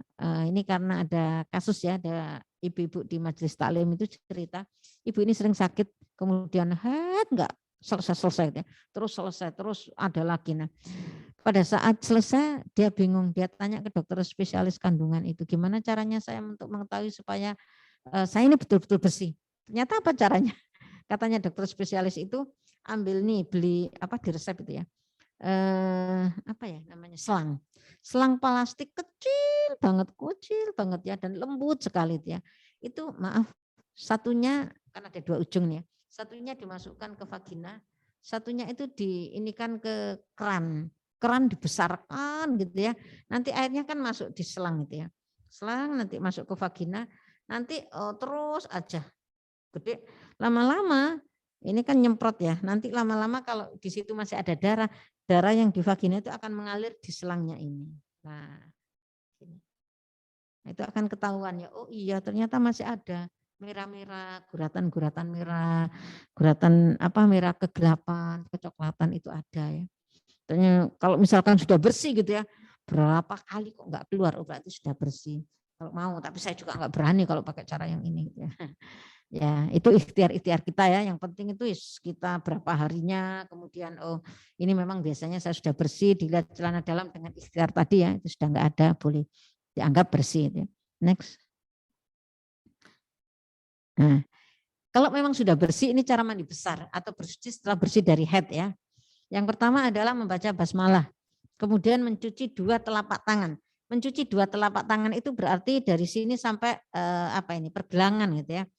Mana yang kita membaca basmalah ya sudah ya, mencuci 2 telapak tangan. Mana yang kita basuh lebih dulu, kita cuci lebih dulu, kanan ya. Silakan dibasuh kanan lebih dulu ya, sudah kita pastikan ya. Baru kemudian yang kiri ya. Sela-selanya ini jangan lupa ya untuk memastikan. Kemudian membersihkan tempat keluarnya darah dengan tangan kiri. Ingat, ini kan sudah kita bersihkan nih pada yang nomor 2 itu. Sudah dalam keadaan bersih semuanya ya. Baru membersihkan tempat keluarnya darah dengan tangan kiri. Ini sudah bersih ya. Jadi ke vagina itu ya, tangan kiri ini kita bersihkan. Ya berapa lama ya tergantung kita masing-masing ya. Kita merasa sudah bersih atau belum ya. Ada yang cek sudah merasa bersih, ada yang lama banget ya. Itu standar kita masing-masing. Setelah tangan kiri ini membersihkan, kemudian dicuci lagi ya, yang keempat itu. Kemudian kita cuci tangan ini. Silakan pakai sabun gitu ya, tidak pakai sabun terserah lah, yang penting dicuci. Setelah itu berwudu. Ingat ya berwudu. Bagaimana cara berwudunya? Berwudu seperti kita kalau mau mengerjakan sholat. Mencuci dua tangan ya, kanan dulu 3 kali, kemudian kiri 3 kali, kemudian kita kumur 3 kali, mencuci muka 3 kali gitu ya. Tangan dari ujung apa ini kuku sampai siku ya, sini 1 ya, kanan 3 kali, 2, 3, kemudian kiri ya 3 kali, mengusap kepala 1 kali aja ya. Nah, kemudian membasuh kaki. Mau membasuh kaki sekalian, kanan 3 kali, kiri 3 kali, atau membasuh kakinya nanti boleh gitu ya, berwudu. Setelah itu setelah berwudu, oke, saya ambil contoh. Disiram sekalian kakinya ya, selesaikan wudhunya sempurna sudah. Setelah itu menyiram kepala 3 kali dengan memasukkan jari-jari ke pangkal rambut. Siram kepala ini 3 kali. Jadi menyiram 3 kali itu adalah untuk membasahi khusus rambut di kepala ya. Khusus kepala yang ada rambutnya ini ya. Memasukkan jari-jari supaya betul-betul memastikan bahwa di dalam-dalam ini basah. Kemudian terakhir adalah menyiram seluruh badan 3 kali ya. Setelah kepala sudah kita pastikan, kita siram seluruh badan 3 kali. 1 kali sebelah kanan, pada saat kita nyiram kanan itu silakan diratakan ya. Maaf, lipatan-lipatan itu kanan lipatan tangan, lipatan apa ini kaki ya. Kemudian 1 kali lagi sebelah kiri gitu ya. Kita ratakan juga. Yang terakhir 3 itu di tengah-tengah ya, untuk semuanya meratakan lagi gitu ya. Setelah mandi seperti ini ya, kan tadi pada saat berwudu kakinya sudah kita siram sempurna ya. Misal pada saat berwudu itu kita sisahkan setelah mengusap kepala kemudian langsung ke telinga, kita enggak nyuci kaki gitu ya. Langsung menyiram kepala 3 kali ini. Nanti setelah yang nomor 7 menyiram seluruh badan 3 kali, kita baru mencuci kaki. Kanan 3 kali, kiri 3 kali ya. Tapi karena tadi wudunya saya contohkan sudah selesai kita mencuci kaki, maka setelah nomor 7 itu kita tidak perlu mencuci kaki lagi. Setelah mandi ini dengan aturan ini, misalkan kita mau pakai handuk, kita sudah selesai, kita pakai baju, kita bisa langsung mengerjakan sholat tanpa perlu berwudu. Kenapa? Karena kita sudah berwudu di dalam mandi besar kita. Sebagaimana yang dicontohkan oleh Rasulullah ya. Nomor 5 itu kita sudah berwudu dan wudu kita sempurna ya. Sehingga mandi besar itu di dalamnya itu sudah ada wudu. Ya. Inilah mandi sunnah, mandi janabat ya, mandi besar karena bersih dari haid, karena habis berkumpul suami istri, karena bersih dari nifas ya. Semuanya sunnahnya itu yang dicontohkan oleh Rasulullah adalah seperti ini ya. Sehingga nggak perlu lagi berwudu ya. Tapi misal gitu ya, baru sampai nomor 6 gitu ya, mau menyiram seluruh tubuh 3 kali kita kentut gitu ya. Berarti setelah menyiram seluruh badan 3 kali tadi ya terpaksa wudunya itu menjadi batal ya, kita harus berwudu lagi gitu ya, wudu lagi. Terus mungkin pertanyaannya kapan kita pakai sabun, kapan kita pakai sampo gitu ya. Kalau habis mandi yang sesuai sunnah ini terus kita baru sabunan, baru sampoan, ya secara otomatis wudunya batal ya. Pada saat sabunan kita gosok-gosok kemaluan depan sama tangan belakang, nah ini menjadi batal ya. Nanti setelah pakai sabun, pakai sampo kita wudu lagi ya. Tapi kalau mungkin lebih aman sebelum mandi besar ini sabunan dulu, sampoan dulu gitu ya. Setelah itu baru kita mandi seperti ini ya. Nah setelah itu aman gitu ya. Kita tidak perlu wudu lagi. Monggo gitu ya. Selama tidak ada yang membatalkan ya ini aman. Ini sudah 1 jam dah. Ya selesai. Ini mitos-mitos seputar haid ya. Ini mitos-mitos aja ya. Jadi Punya masih Ustaz. Oh ya masih. Iya, Nggak tanya jawab ini. Iya tanya jawab kan untuk materinya 1,5 jam. Oh materinya 1,5 jam. Iya nanti masih 1,5 lama jam ya? nah tanya jawab. Ya. Monggo dilanjut. Mitos-mitos ya ini yang sering terjadi ya. Jadi misalkan kalau haid itu nggak boleh potong kuku gitu ya, nggak boleh keramas, nggak boleh apalagi ya. Nah itu sebenarnya semuanya tidak ada ya, tidak ada tuntunannya, tidak ada hadisnya, tidak ada dasarnya. Kalau kukunya panjang silakan dipotong karena ini adalah bagian dari kebersihan ya. Kalau misalkan rambutnya sudah waktunya kotor, keringetan ya, apalagi mungkin kalau lagi panas ampun ya, ya silakan kita keramas ya. Terus kalau apalagi ya, katanya kok kalau mandi misalkan pas head itu rambut-rambut yang rontok itu harus disimpan.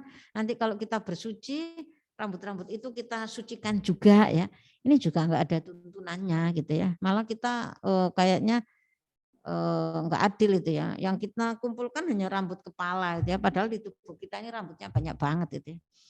Jadi ya yang jatuh ya, yang waktunya rontok ya enggak apa-apa. Mungkin orang tua kita dulu itu maksudnya apa namanya? Jangan sampai apa ya, nyumpeti jalannya air itu loh ya. Diambil itu ya. Tapi enggak apa-apa aja. Terus kalau mau head kok kayaknya pengen pedes-pedes. Wah, ini enggak ada sama sekali hubungannya ya. Kita suka ngada-ngada aja gitu ya. Memang waktunya pengen rujak gitu ya. Nah, itu mungkin seputar mitos-mitos ya yang berkembang di kita. Jadi kalau head ya sudahlah. Kita tinggalkan apa-apa yang dilarang sebagaimana tadi sudah jelas ada hadisnya, ada ayatnya gitu ya. Kalau tidak ada ya kita lakukan ya. Kalau perempuan mungkin kita enggak sholat nih, apa yang kita lakukan supaya apa ya amalan-amalan kita itu tetap banyak gitu ya. Nah, ingat loh apa namanya? Kita ini kan pada saat haid itu memang kalau kita mengerjakan sholat kita berdosa. Tapi pada saat haid kita meninggalkan sholat, kita dapat pahala. Karena memang kita disuruh meninggalkan sholat. Gitu ya. Jadi jangan dipaksakan. Nah kalau tetap ingin mengimbangi dengan amalan-amalan yang lain, banyak banget ya, banyak banget. Yang mungkin sudah ibu-ibu di rumah kita bisa apa ya mendampingi, membersamai anak-anak kita, menunaikan tugas-tugas kita sebagai ibu ya banyak. Mendampingi suami ya banyak gitu ya, di rumah membantu tetangga, orang tua banyak lah ya. Pada bulan Ramadan kita enggak puasa tapi kita menyiapkan keluarga kita untuk berbuka, pahalanya banyak banget gitu ya.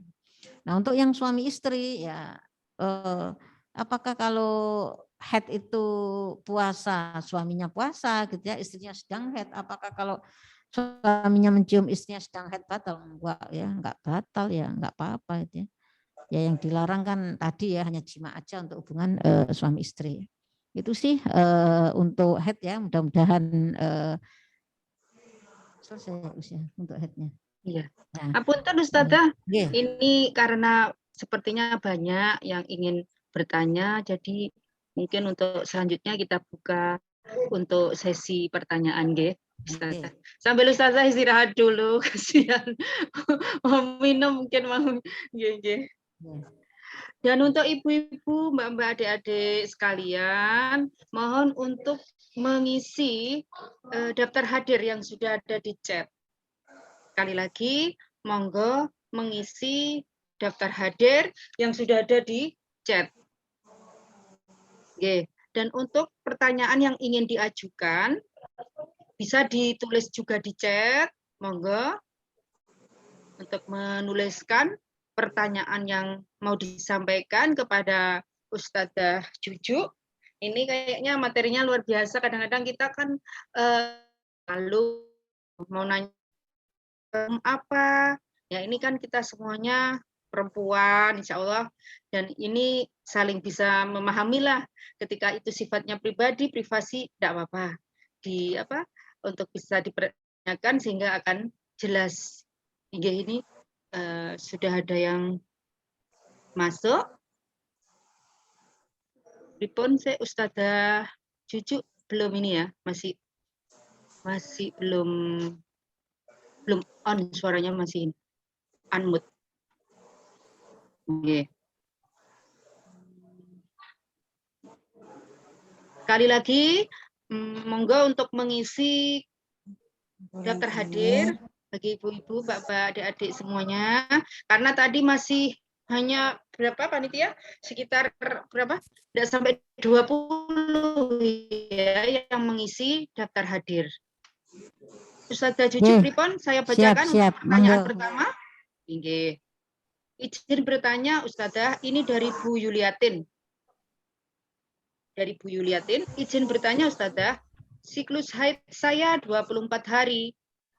Hari ke-4 sampai 5 haid berhenti, hari 6 sampai 7 deras sekali, hari ke-8, 9 atau 10 keluar flek coklat kalau memakai panty liner basah semua. Kapan sebaiknya saya mandi besar? Monggo langsung dijawab aja, nanti yang selanjutnya saya bacakan lagi. Ya, terima kasih. Jadi kalau lihat ceritanya siklusnya itu 10 hari. Ada 2 hari yang tidak keluar sama sekali. Itu kan nggak pernah dicek ya, hanya dilihat di celana dalam aja ya, tidak netes ya. Coba yang saya sarankan tadi dilihat. Kalau lihat seperti itu, insya Allah siklusnya ya 10 hari. Jadi contoh ya, contoh. Mungkin mayoritas ini ya perempuan-perempuan ya kayak saya ini. Saya biasa siklus saya seminggu. Tapi pada saat hari ke-4 atau hari ke-5 itu enggak keluar sama sekali. Tapi hari ke-6, hari ke-7 keluar ya, selesailah setelah itu ya. Nah, pada saat ada 1 hari yang bersih sama sekali, itu masuk dalam hitungan siklus haid. Karena sebenarnya masih dalam hitungan haid, hanya darahnya tidak netes ya, dan kita ngelihatnya hanya mengandalkan celana dalam gitu ya. Makanya tadi ya, kalau mau dia dalamnya itu agak di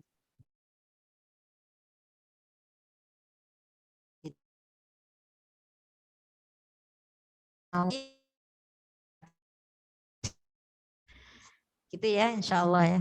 Kalau lihat Bu Yuliatin, pripun? Bisa on-kan suaranya, Bu? Sudah jelas, nggih? Ini Bu, terkait tadi penjelasan Ustazah, kalau darah haid itu warnanya kecoklatan sudah tidak termasuk darah haid. Nah, saya bingung karena flek itu kan nyambung ya dari keluarnya darahnya tadi. Nah, gitu loh. Jadi meyakinkan yang hari ke 8, 9, 10-nya ini. Ya, Bun, hari yang 8-9 itu maksudnya flek coklatnya gelap atau coklat muda? Kalau coklatnya masih gelap itu masih termasuk darah haid. Tapi kalau sudah coklatnya muda itu sudah bukan darah haid. Coklatnya kalau basah semua gitu. Cuman ada juga yang kayak ada satu lendir gitu, yang tuanya ada sedikit yang tua yang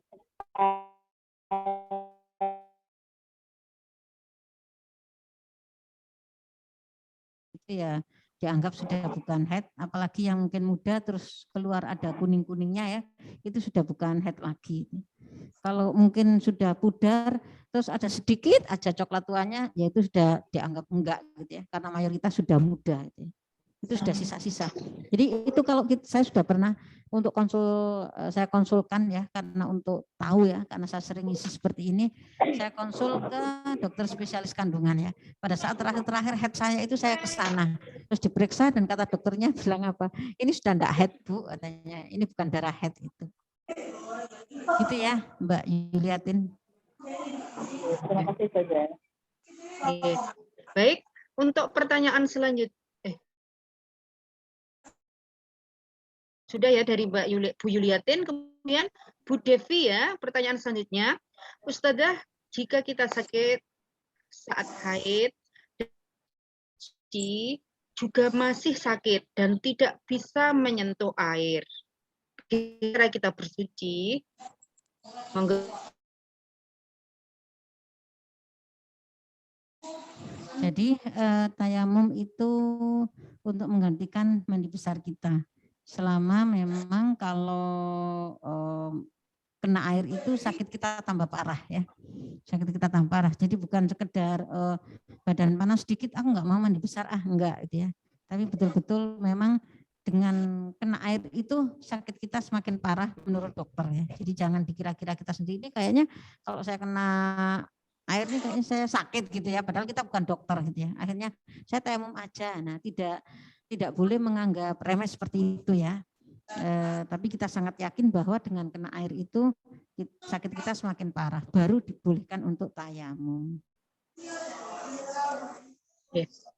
Ampun nggih Bu Devi. Baik, selanjutnya dari Bu Nurul Fatimah. Assalamualaikum.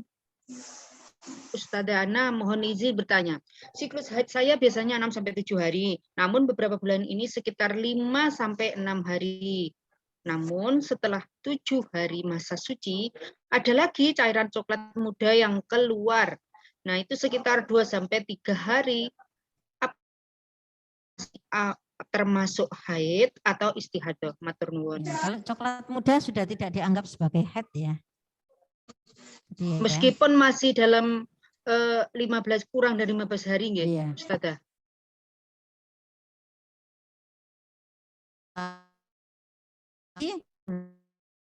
Nah, muda tidak dianggap. Gitu ya Bu Nurul Khotimah, sampun nggih? Matur nuwun. Lanjut Imro'atul, Ibu Imro'atul. Saat kita sudah bersih dari darah haid, namun belum bersuci, bolehkah kita melakukan hubungan suci? Belum boleh ya, masih belum boleh. Tadi sudah saya jelaskan ya, nggak boleh. Jadi kata hatta yadhurna, sehingga kamu bersih itu maksudnya darah haidnya sudah tidak keluar dan kita sudah mandi besar. Ya. Nggak boleh, masih haram itu. Seperti itu ya. Yang bertanya Ibu Imro'atul nggih, sampun nggih. Bu Husnul Mubayanah, izin bertanya. Anak saya usia 12 tahun, sudah haid dan bulan ini baru saja selesai haid 3 hari, sudah haid lagi. Bagaimana kondisi seperti ini? Apakah masih aman? Ya, anak-anak kita yang masih apa ya, istilahnya mungkin belum, yang masih awal-awal haid gitu ya, itu biasa dia akan belum ketemu siklusnya gitu ya. Kita belum bisa mengatakan ini siklusnya sekian-sekian itu ya, ya masih berubah-ubah. Jadi pada anak-anak kita yang masih berubah-ubah itu, ya pada saat dia keluar darah haid kita bilang haid, nanti kalau bersih ya bersih, nanti kalau keluar lagi ya yang sebagaimana yang saya sebutkan tadi ya dia dianggap haid. Gitu ya. Tapi nggak masalah gitu ya. Saya sudah pernah anak saya itu siklusnya ngaco gitu ya. Akhirnya saya konsultasikan ke dokter spesialis kandungan. Katanya dokter itu ini hormon Bu. Kemudian sama dokter itu ditanya ya kegiatannya sekarang apa ya. Ternyata kegiatan anak saya waktu itu masih apa ya, baru naik ke SMA ya. Tapi di SMA-nya sudah mulai ada apa ya, semacam KKN, terus membuat laporan dan lain sebagainya. Kata dokternya, oh ini anak ini stres gitu. Jadi mempengaruhi, nah tadi dari headnya. Nggak apa-apa. Kalau memang ada keraguan apa, ya silakan mau ke dokter spesialis konsultasi aja gitu ya. Nanti barangkali ada advice apa gitu. Gitu ya. Seperti itu ya Bu, untuk pertanyaannya tadi dari Bu Husnul Mubayanah. Lanjut pada pertanyaan Ibu Mailinda, izin bertanya, jika sudah selesai masa haid 5-6 hari dan sudah mandi besar dan melakukan sholat, akan tetapi setelah sholat keluar gelek. Keluar gelek. Keluar gelek, mungkin kayak ada yang keluar gitu ya. Flek apa? Mungkin flek ya Bun ya maksudnya. Bu Linda barangkali bisa ini, Bu Mailinda.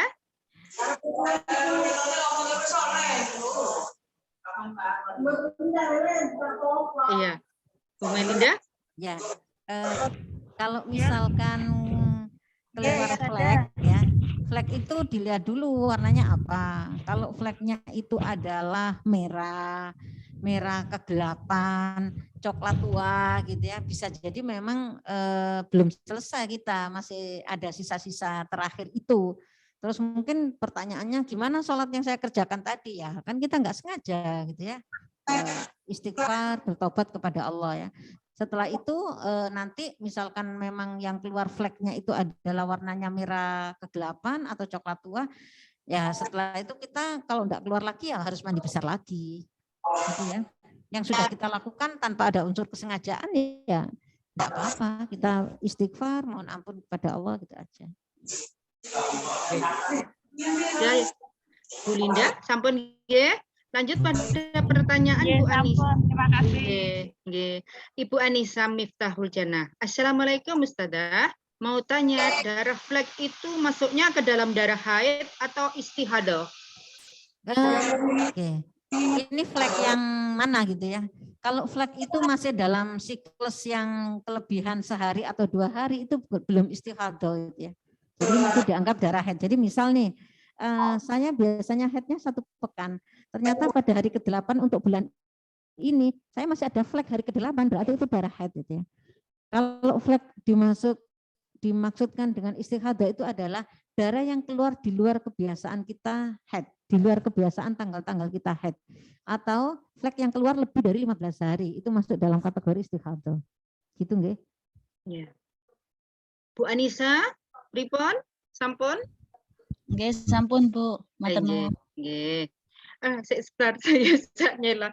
Ustazah, tadi saya mohon maaf ketika di masjid tadi nggih. Ketika itu musafir, pripun nggih Ustazah? Karena kadang kita ketika apalagi masa pandemi seperti ini, ketika perjalanan jauh itu kita cenderungnya itu cari istirahat itu di masjid.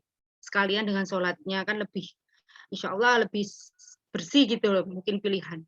Nah, yang haid sambil nunggu suaminya atau anaknya sholat, istirahatnya di masjid di teras misalnya kayak seperti itu pripun jalan musafir ya itu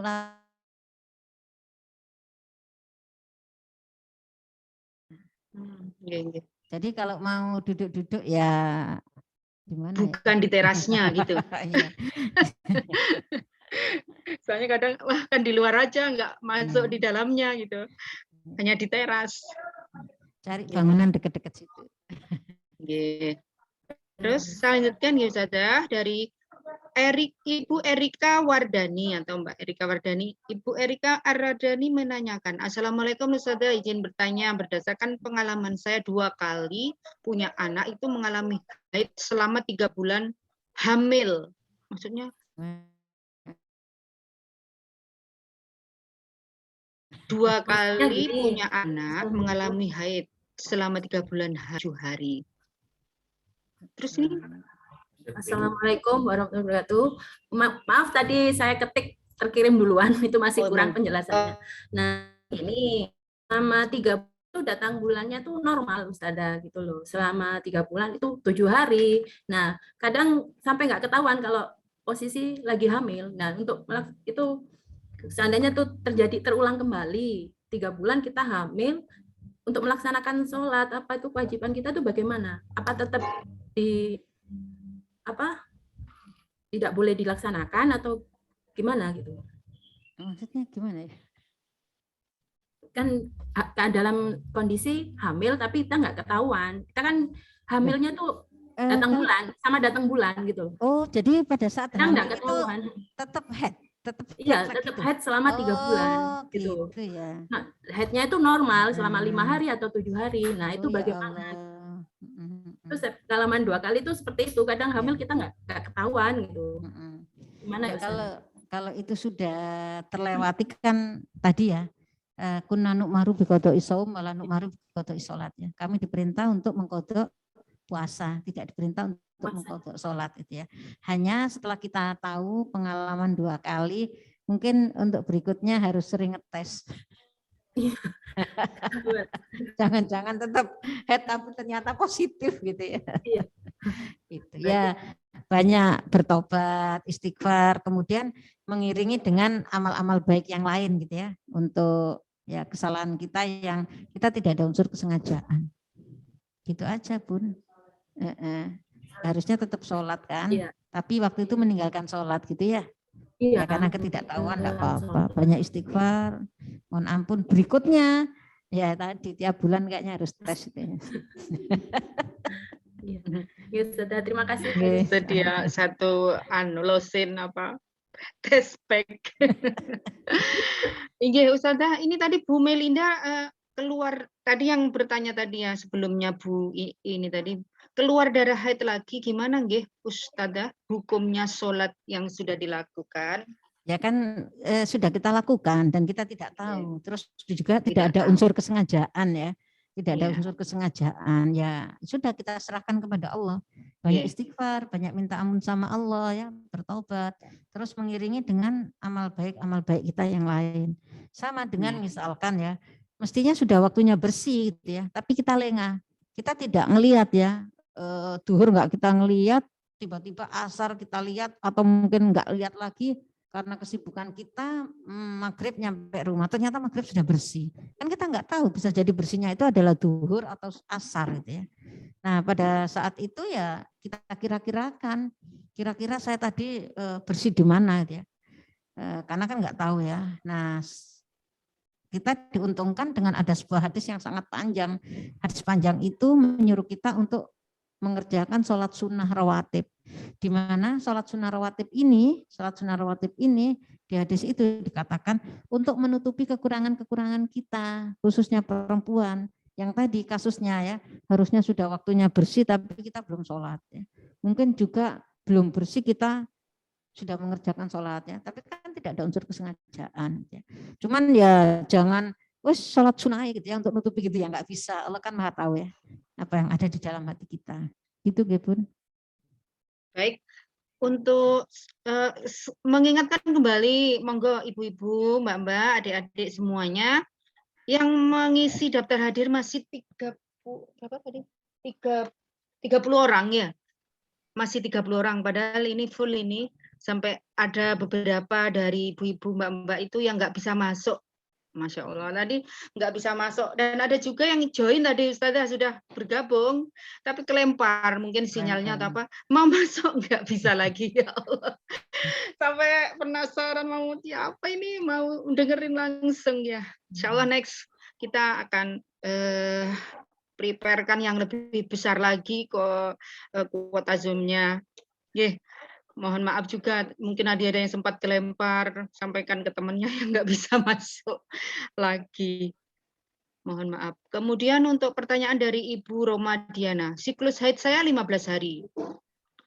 Jadi hari 1 sampai 5 itu normal. Lalu sekitar 5 hari bersih, lalu keluar lagi darah coklat. Sampai hari ke-14. Nah, Ramadan itu masa bersihnya itu dihitung haid atau tidak? Pada saat Ramadan maksudnya. Ya. Kalau ini terlalu panjang ya. Kalau 1 sampai 5 haid normal, sekitar 5 hari bersih, maka bersih 5 hari itu dianggap bersih. Kalau keluar lagi darah pada hari ke-14, 11 keluar ya. lagi darah coklat sampai hari ke-14. Jadi keluarnya kan pada hari 11 sampai ke-14 ya. Maka 1 sampai 5 itu haid, 5 sampai 10 itu bersih, kemudian nanti 11 sampai 14 itu haid lagi ya. Udah selesai gitu ya. Jadi Bu Romadiana tidak punya utang terlalu banyak nanti. Itu kenapa saya katakan bersih, karena jedanya terlalu lama kalau 5 hari. Biasanya darah haid itu tidak netes itu enggak sampai 5 hari gitu ya. Kecuali kalau Ibu periksa ke dokter untuk memastikan betul enggak pada saat 5 hari itu ada darah yang tidak netes ya. Atau kalau mau coba tadi ya pakai selang yang halus itu. Cuman kayaknya dengan resep dokter itu ya. Beli selang itu. Takut enggak ya? Pas lalunya kalau masang sendiri. Baik, sampun nggih Bu Romadiana? Nggih, matur suwun. Nggih. Untuk Bu Ani Anggraini. Assalamualaikum, ngapunten izin bertanya. Saya ikut KB, haidnya tidak lancar. Biasanya kalau mendekati waktu suntik akan haid terus sampai suntik. Biasanya haidnya flek. Kalau lebih dari 14 hari apakah masih termasuk haid? Ya, kalau lebih dari 15 hari tadi ya, itu tidak termasuk haid ya, sudah masuk dalam kategori istighadah ya. Memang dampaknya KB itu begitu ya, apakah suntik, obat ya, pada beberapa orang yang tidak cocok memang akan kacau masa haidnya ya. Pada orang-orang yang sudah kacau masa haidnya gitu ya, misalkan aduh semuanya tidak menentu gitu ya, ini betul-betul kacau gitu ya, itu kita punya kewajiban untuk mengingat masa apa tadi al-adat kebiasaan kita. Biasanya kita berapa hari ya sudah, nanti tanggal-tanggal itu yang kita anggap sebagai ya. Selebihnya dianggap istihadah. Kalau benar-benar kacau ya. Contoh, saya pernah melahirkan anak kehamilan ketiga. Kehamilan ketiga itu ternyata meninggal di dalam ya. Akhirnya dikiret. Nah, karena mungkin dengan teman sendiri ya, pada saat itu teman saya tidak melakukan patologi ya di awal. Jadi saya langsung dikiret gitu aja ya. Ternyata setelah dikiret saya mengalami pendarahan sampai 2 bulan. Enggak berhenti-henti sampai 2 bulan ya. Kadang banyak, kadang sedikit, kadang flek gitu aja ya, tapi terus selama 2 bulan ya. Pada kondisi saya yang seperti itu ya, sudah kacau banget gitu ya. Akhirnya jatah head saya ambil seperti yang kebiasaan saya head. Jadi kalau kebiasaannya saya head itu tanggal 1 sampai tanggal 7, ya pas tanggal 7 itu saya anggap sebagai head saya. Selebihnya saya adalah istihadah ya. Karena sudah sulit ditentukan ya. Jadi ada kata dokternya itu ada hormon yang apa gitu ya, sehingga akhirnya saya diobati ya. Dan pengobatan yang dilakukan oleh dokter itu adalah saya dikasih obat yang itu menyebabkan saya head banyak banget ya, sampai pucat mau pingsan ya kayaknya. Oh itu 3 hari ya, itu saya mengeluarkan darah ya. Jadi diatur lagi siklusnya, diatur lagi hormonnya ya. Baru setelah itu berangsur-angsur akhirnya betul ya. Setelah itu saya normal lagi ya. Jadi saya ambil contoh, kalau misalkan kondisinya sudah kacau kayak saya tadi, akhirnya ya kewajiban kita mengambil kebiasaan kita. Karena saya 7 hari dalam 1 bulan itu saya ambil. Selebihnya saya flag karu-karuan itu saya anggap sebagai istihadah. Jadi saya tidak perlu mengambil 15 hari. Kenapa? Karena saya sedang apa ya?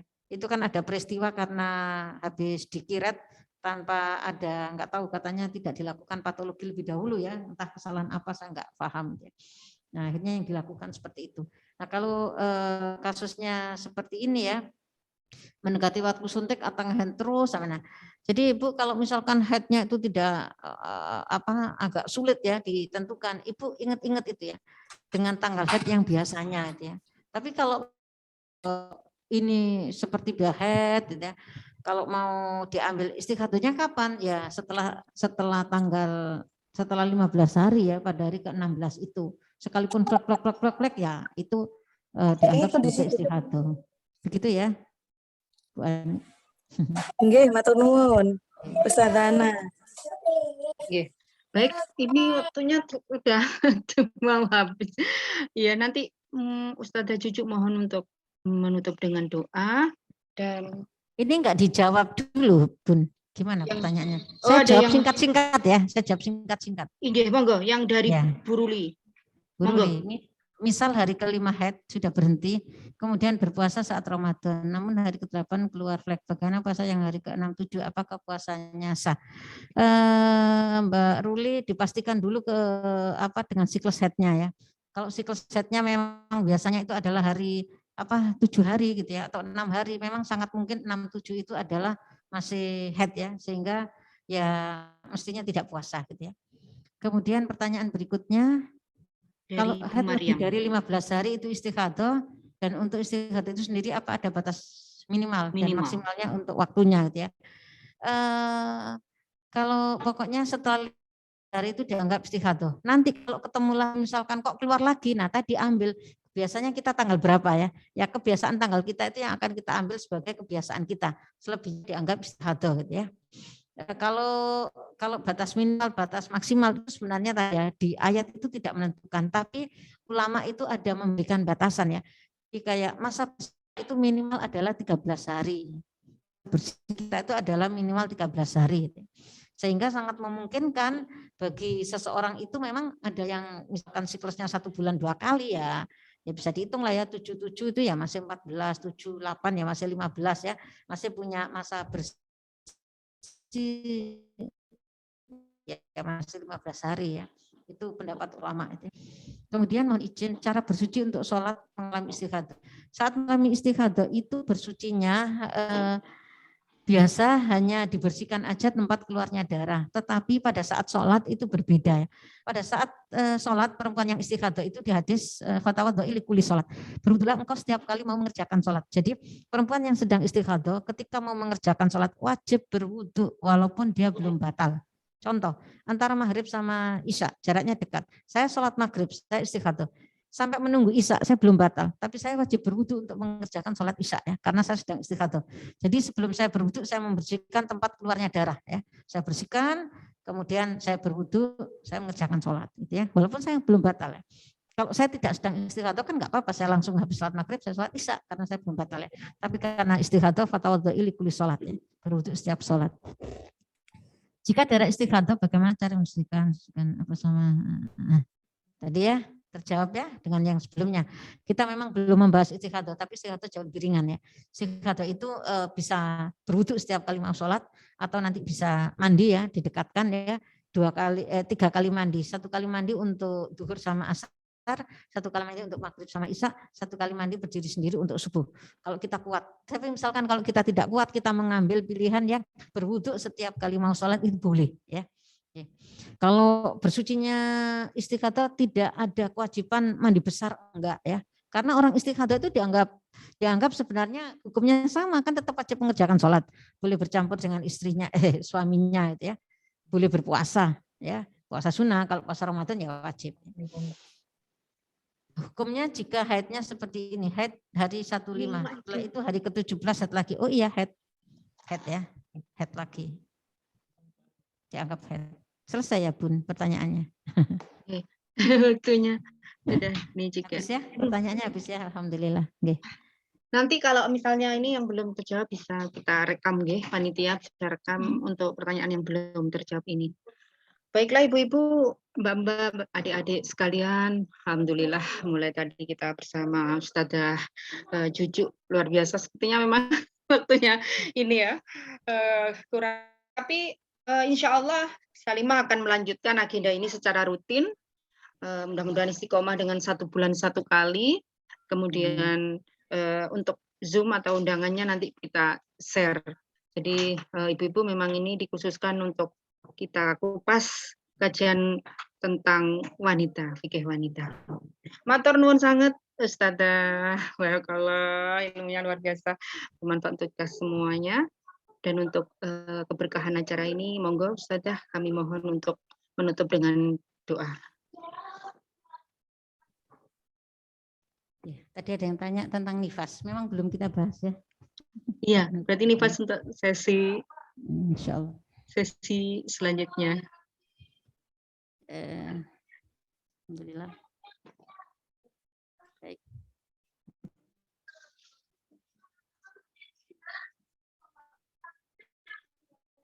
Kita mengakhiri majelis kita dengan bermunajat kepada Allah. Kita hadirkan hati dan pikiran kita. Kita mulai dengan Ummul Kitab Al-Fatihah. Bismillahirrahmanirrahim. Alhamdulillah.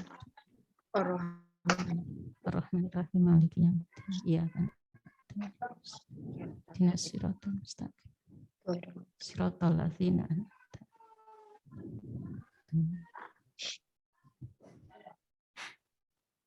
Alhamdulillahirabbil alamin. Wassalatu Allahumma sholli ala Muhammad wa ala ali Muhammad. Rabbana atina fid dunya hasanah wa fil akhirati hasanah wa qina adzabannar. Rabbana innana sami'na munadiyan yunadi lil iman an aminu bi rabbikum fa amanna.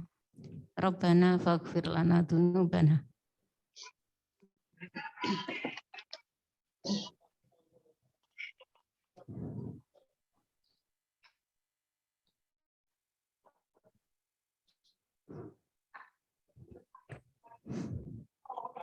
Rabbana innana sami'na munadiyan yunadi lil iman an amiru bi rabbikum fa aman. Rabbana faghfir lana dzunubana wa kaffir anna sayyi'atin wa tawaffana ma'al abrar. Rabbana wa atina ma wa'adtana ala rusulik wa la tusina yaumal qiyamah Innaka la tukhliful mi'ad. Rabbana hab lana min azwajina wa dzurriyyatina qurrata a'yun waj'alna lil muttaqina imama. Waj'alna lil muttaqina imama. Waj'alna lil muttaqina imama. Ya Allah, ya Tuhan kami hamba-Mu yang berkumpul di majelis ini adalah hamba-hamba-Mu yang lemah, hamba-hamba-Mu yang dhaif, hamba-hamba-Mu yang banyak sekali memiliki kesalahan. Kami sering tidak menunaikan amanah-Mu ya Allah dengan sebaik-baiknya. Ampuni dosa-dosa kami ya Allah. Ampuni kesalahan-kesalahan kami. Ampuni dosa dan kesalahan kedua orang tua kami. Sayangi dan cintai mereka ya Allah, sebagaimana mereka mencintai kami sejak kami masih kecil. Ya Allah, ya Tuhan kami, ampuni dosa dan kesalahan kami. Baik dosa dan kesalahan yang kami lakukan secara terang-terangan, yang kami lakukan secara sembunyi-sembunyi. Dosa dan kesalahan yang kami lakukan dengan sengaja ataupun tidak sengaja. Ya Allah, ya Tuhan kami, ampunilah dosa dan kesalahan kami, ya Allah. Ampunilah dosa dan kesalahan pasangan hidup kami, ya Allah. Ampunilah dosa dan kesalahan anak-anak kami, ya Allah. Rahmatilah hidup kami, ya Allah. Berkahilah hidup kami, ya Allah. Anugerahkan cinta dan kasih sayang-Mu kepada kami, ya Allah. Bimbinglah kami agar kami selalu berada di jalan-Mu. Ya Allah, ya Tuhan kami. Berikan kemudahan kepada kami agar kami bisa menjadi ibu solihah bagi anak-anak kami. Berikan kemudahan kepada kami agar kami bisa menjadi anak yang solihah bagi kedua orang tua kami. Dan berikan kemudahan kepada kami, ya Allah, agar kami bisa menjadi istri yang solihah bagi pasangan kami. Ya Allah, ya Tuhan kami, anugerahkan kepada kami, ya Allah, keikhlasan dalam menerima apapun takdir yang Engkau perjalankan dalam hidup kami. Anugerahkan kesabaran, ya Allah, dalam menghadapi anak-anak kami, ujian-ujian yang harus kami jalankan dalam hidup kami. Ya Allah, ya Tuhan kami, anugerahkan kepada kami rizki yang halal, ilmu yang bermanfaat, ya Allah, dan ijabahilah doa-doa kami. Ya Allah, ya Tuhan kami, kalau Engkau berkenan mengambil kami, maka panggillah kami dalam keadaan husnul khotimah. Subhana rabbika rabbil izzati amma yasifun, wassalamun alal mursalin, walhamdulillahi rabbil alamin.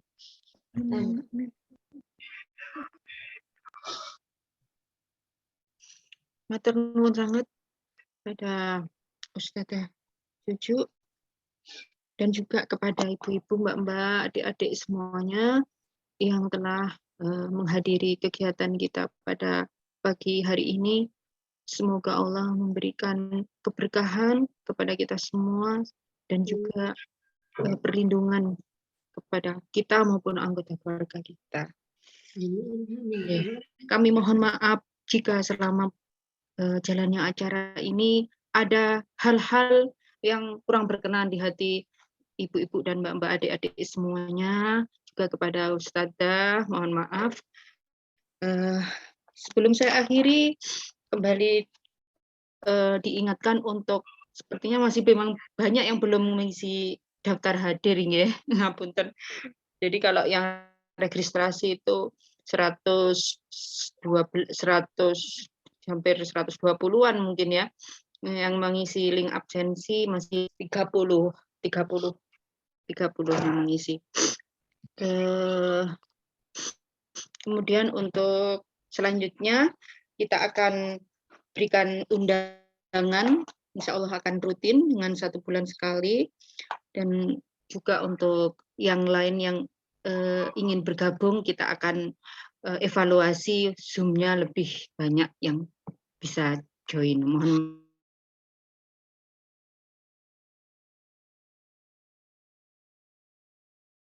rekaman seperti yang ada di chat melalui koordinator kelas masing-masing, ataupun yang memberikan info tentang kegiatan ini melalui Bunda tersebut. Ya, jadi sekali lagi rekaman akan disampaikan oleh koordinator maupun Bunda yang mengajak panjenengan hadir ke sini. Baik Ibu-Ibu, saya tadi buka di awal dengan pantun, maka saya akhiri dengan pantun. Kalaulah ada sumur di ladang, bolehlah kita menumpang mandi. Semoga Allah memberikan kepada kita umur yang panjang, sehingga kita bisa bertemu kembali. Mohon maaf atas segala kekilafan dari saya. Billahi taufik wal hidayah. Wassalamualaikum warahmatullahi wabarakatuh. Waalaikumsalam warahmatullahi wabarakatuh. Jazakallah khair Ustazah Ana, Ustazah Cucu. Saya pamit nggih. Inggih matur nuwun Ustazah, matur nuwun. Ustazah.